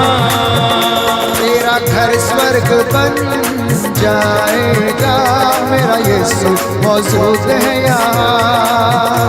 तेरा घर स्वर्ग बन जाएगा, मेरा यीशु मौजूद है यहाँ। उसकी महिमा करो, बंधन टूट जाएंगे, मेरा यीशु मौजूद है यहाँ। उसकी महिमा करो, बंधन टूट जाएंगे, मेरा यीशु मौजूद है यहाँ। उसकी महिमा करो, बंधन टूट जाएंगे, मेरा यीशु मौजूद है यहाँ। उसकी महिमा करो, बंधन टूट जाएंगे, मेरा यीशु मौजूद है यहाँ। अंतिम 4-5 बातें कहकर मैं अपने शब्दों को विराम दूंगा और आशीष की चंगाई की प्रार्थना हम करेंगे कि परिवार के जो मूल सिद्धांत हैं, जो बुनियादी ज़रूरतें हैं, उसको माता पिता आप याद रखें। और सबसे पहली बुनियादी ज़रूरत ये है कि परिवार में प्यार होना ज़रूरी है। दंपत्ति में, पति पत्नी में प्यार होना ज़रूरी है। उनका जो अंतरंग मिलन है उसे कोई दूषित ना करे, इसका होना ज़रूरी है। दूसरी बात, एक दूसरे को सहन करना और क्षमा करना ज़रूरी है। तीसरी बात, एक दूसरे को समझना। बच्चे अपने माता पिता को समझें और माता पिता अपने बच्चों को समझने का प्रयास करें, क्योंकि कभी माता पिता भी बच्चे थे, सास भी कभी बहू थी, युवती भी कभी माँ बनेगी और माँ भी कभी युवती थी। अगर आप इन बातों को समझेंगे, इन बुनियादी ज़रूरतों को ध्यान में रखेंगे, तो परिवार आपका अवश्य स्वर्ग बनेगा। चौथी बात है कि एक दूसरे को स्वीकार करें। हो सकता है कभी कभी पति पत्नी में बहुत ज़्यादा उतार चढ़ाव होते हैं। हो सकता है पति आपकी अपेक्षाओं पर नहीं उतरता है, हो सकता है पत्नी पति की अपेक्षा के अनुसार काम नहीं कर पाती है, तो आप उसको समझें, एक दूसरे की अपेक्षाओं पर खरे उतरें। छठवीं बात है कि पति पत्नी एक दूसरे को ऑब्जेक्ट समझकर इस्तेमाल ना करें। मतलब आप कोई वस्तु समझकर उसे इस्तेमाल ना करें। एक दूसरे को आप रखेल ना समझें, वो आपकी रखेल नहीं है। आदर सम्मान बराबर का अधिकार, जब आप दोनों को सम्मान देंगे तो आपके जीवन में कभी भी बिखराव नहीं आएगा। सातवीं बात है एकता में रहना सीखें। और आठवीं बात है परिवार को प्रार्थना का घर बनाएं, अपने परिवार को आध्यात्मिक जीवन का केंद्र बनाएं। और 9वीं बात है, एक दूसरे को सहन करें और जितनी आपके पास चीजें हैं उतना खुश रहें। 10वीं बात है, आप वर्तमान में जिएं। 11वीं बात है, कर्ज लेने से बचें। कर्ज लेना आसान है लेकिन देना बहुत कठिन है। आप इस कर्ज से बचें। आपके पास जितना है उतने में आप संतुष्ट रहने का प्रयास करें। 12वीं बात यह है कि अपने पड़ोसी की नकल ना करें। 13वीं बात यह है कि अगर आपके पड़ोसी के पास कार है तो आप ट्रक खरीदने की कोशिश ना करें। आपके पास साइकिल खरीदने का पैसा है तो आप साइकिल खरीदें, अन्यथा आपका परिवार कर्ज में डूबेगा। पैसे यदि साइकिल खरीदने के लिए हैं और खरीदेंगे यदि मोटरसाइकिल, तो आपके परिवार को कर्ज से कोई नहीं बचा सकता है। इसलिए अपनी इच्छाओं पर आप लगाम लगाएं। और 13वीं बात है, अपनी जुबान पर लगाम लगाएं। 14वीं बात है, अपनी आंखों को अपनी वश में रखें, क्योंकि सब काम, जो घृणित काम और दूषित काम, सबसे पहले आंखें देखती हैं और वो कमांड देती हैं और वो हमारे मन में विचार उत्पन्न होते हैं। आंखें अगर अच्छा देखती हैं तो अच्छे विचार उत्पन्न होते हैं। आंखें यदि आपकी खराब देखती हैं तो खराब विचार उत्पन्न करती है और घर में लड़ाई झगड़े, प्यारे भाइयों, और ये बातें उत्पन्न होती हैं। ये व्यवहारिक चीजें हैं जिसे अगर हम ध्यान देंगे तो प्यारे भाइयों और बहनों, हमारा परिवार अच्छा होगा। याद रखिए, आपका जो वैवाहिक जीवन है ये ईश्वर की बुलाहट है, ये एक वोकेशन है।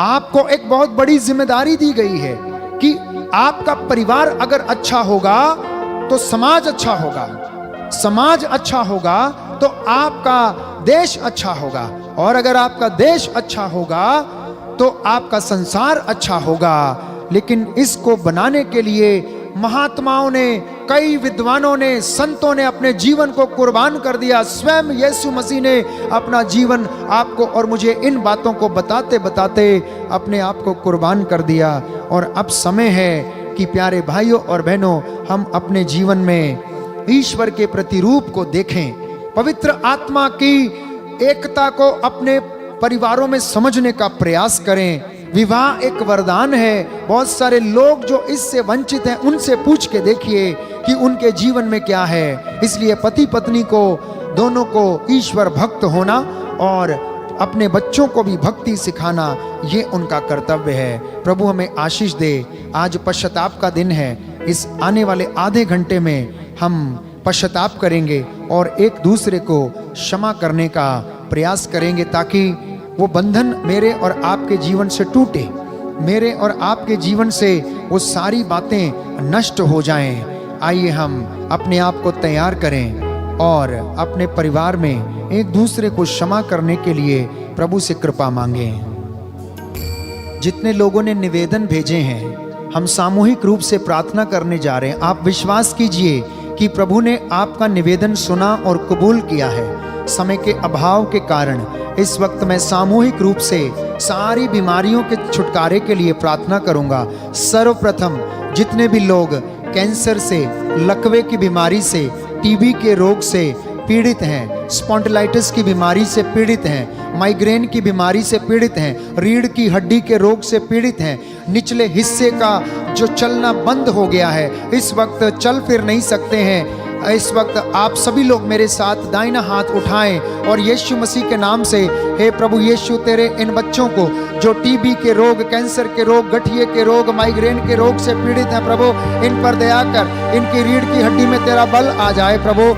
इनको प्रभु अपने पवित्र हाथ से स्पर्श कर, इनके जीवन पर तेरा पवित्र लहू छिड़कता हूँ। सिर से लेकर पांव तक इन्हें तेरे पवित्र लहू से ब्लेस करता हूँ। इन सारी बीमारियों को इनके जीवन से आजाद करता हूँ। पांचों घावों के द्वारा द्वारा, तेरे वचन के द्वारा अधिकार लेते हुए इनके जीवन से हर बुराई की आत्मा, तंत्र मंत्र जादू टोने की आत्मा, कैंसर की आत्मा, ईर्ष्या द्वेष की आत्मा, टीबी के रोग की आत्मा, लकवे की आत्मा, इनके शरीरों से डिस्कनेक्ट करता हूं यीशु मसीह के नाम से। आप सब इन बीमारियों से आजाद हो जाओ। आमीन आमीन आमीन आमीन।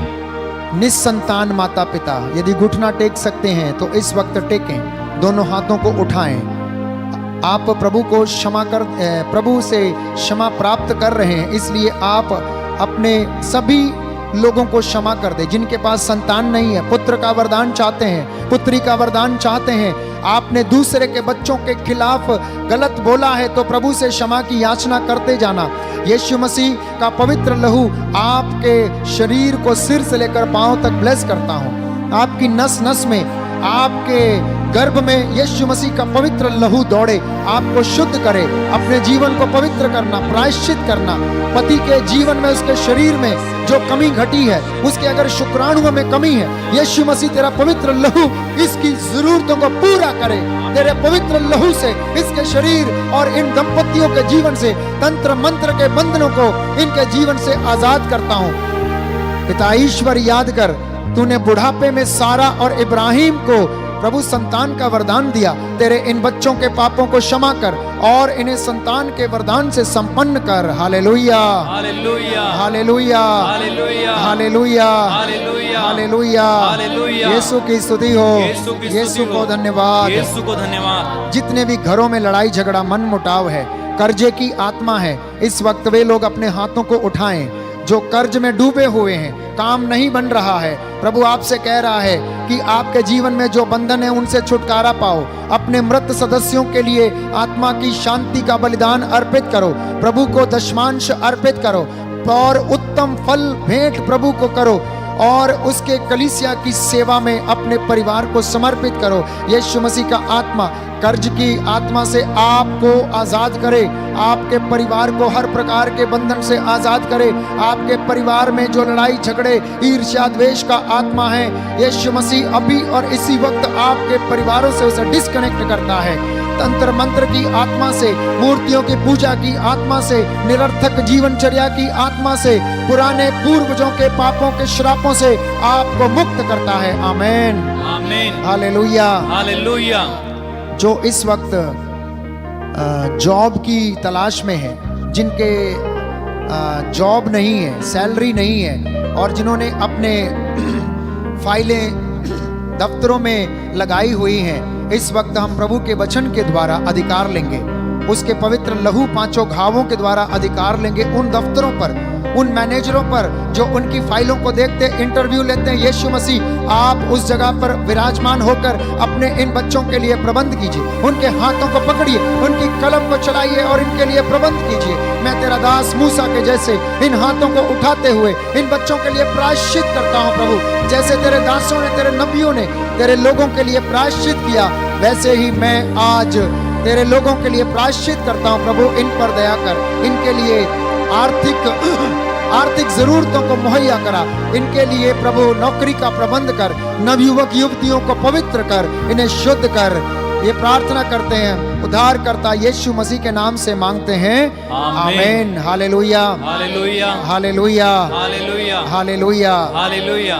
अभी भी जो लोग क्षमा नहीं कर पा रहे हैं, आत्मा मुझे इस वक्त बता रहा है कि आप में से कुछ लोग अभी भी क्षमा नहीं कर पा रहे हैं। आपने अपनी पत्नी को सॉरी नहीं बोला है, बच्चों ने अपने माता पिता को सॉरी नहीं बोला है। इस वक्त मैं प्रभु के वचन से आपके मन मस्तिष्क आत्मा पर अधिकार लेता हूं। शैतान की धूर्तता उसके पवित्र लहू से जलाकर राख करता हूं। आपको क्षमा करने का वरदान मिले, क्षमा करने का वरदान मिले, क्षमा करने का वरदान मिले। यीशु मसीह सारी नकारात्मकता का आत्मा इनके परिवारों से निकले और तेरे पवित्र क्रूस के नीचे जलकर राख हो जाए। आमीन आमीन हालेलुया हालेलुया। शैतान के सारे बाण, उसकी धूर्तता की सारी चालें यीशु मसीह तेरे पवित्र लहू से जलाकर राख करता हूं यीशु मसीह के नाम से। आमीन आमीन आमीन hallelujah hallelujah hallelujah hallelujah hallelujah hallelujah hallelujah hallelujah. Yeshu के कारण, यीशु के कारण,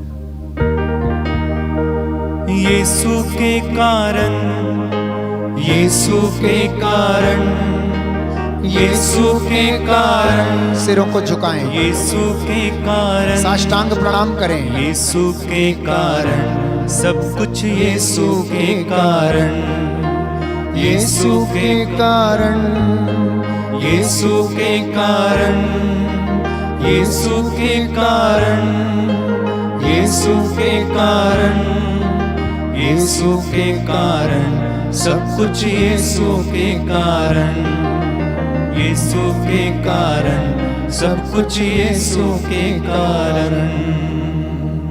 सिरों को झुकाएं, प्रभु की आशीष को हम ग्रहण करें।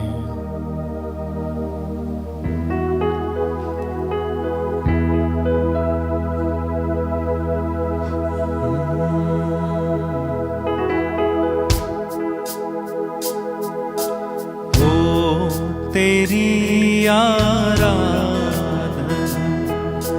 यीशु मेरे नाम हो, सदा तेरी वंदना यीशु मेरे नाम हो, तेरी आराधना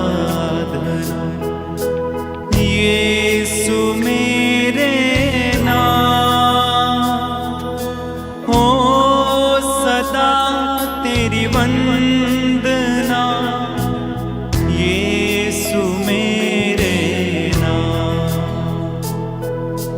हो, तेरी आराधना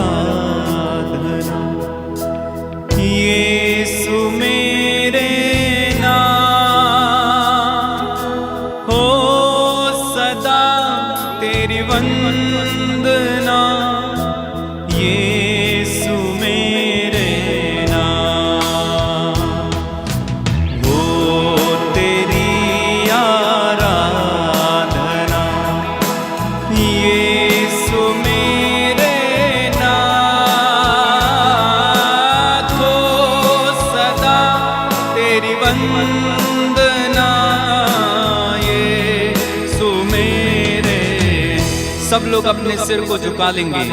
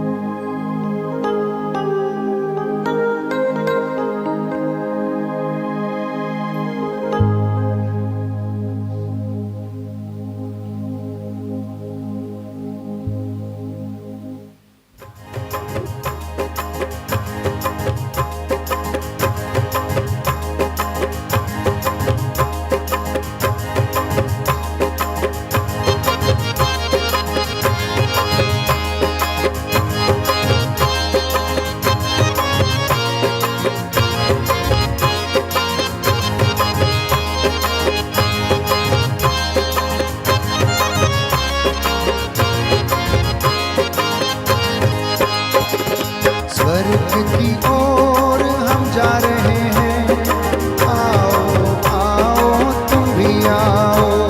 स्वर्ग की ओर हम जा रहे हैं, आओ आओ तुम भी आओ। क्षमा करके प्यार करके हम जा रहे हैं, आओ आओ तुम भी आओ। क्षमा करके प्यार करके हम जा रहे हैं, आओ आओ तुम भी आओ। स्वर्ग की ओर हम जा रहे हैं, आओ आओ तुम भी आओ। स्वर्ग की ओर हम जा रहे हैं, आओ आओ तुम भी आओ। ढोल बजाते हम जा रहे हैं, सारंगी बजा के हम जा रहे हैं। ढोल बजा के हम जा रहे हैं, सारंगी बजा के हम जा रहे हैं। प्यार करके क्षमा करके हम जा रहे हैं,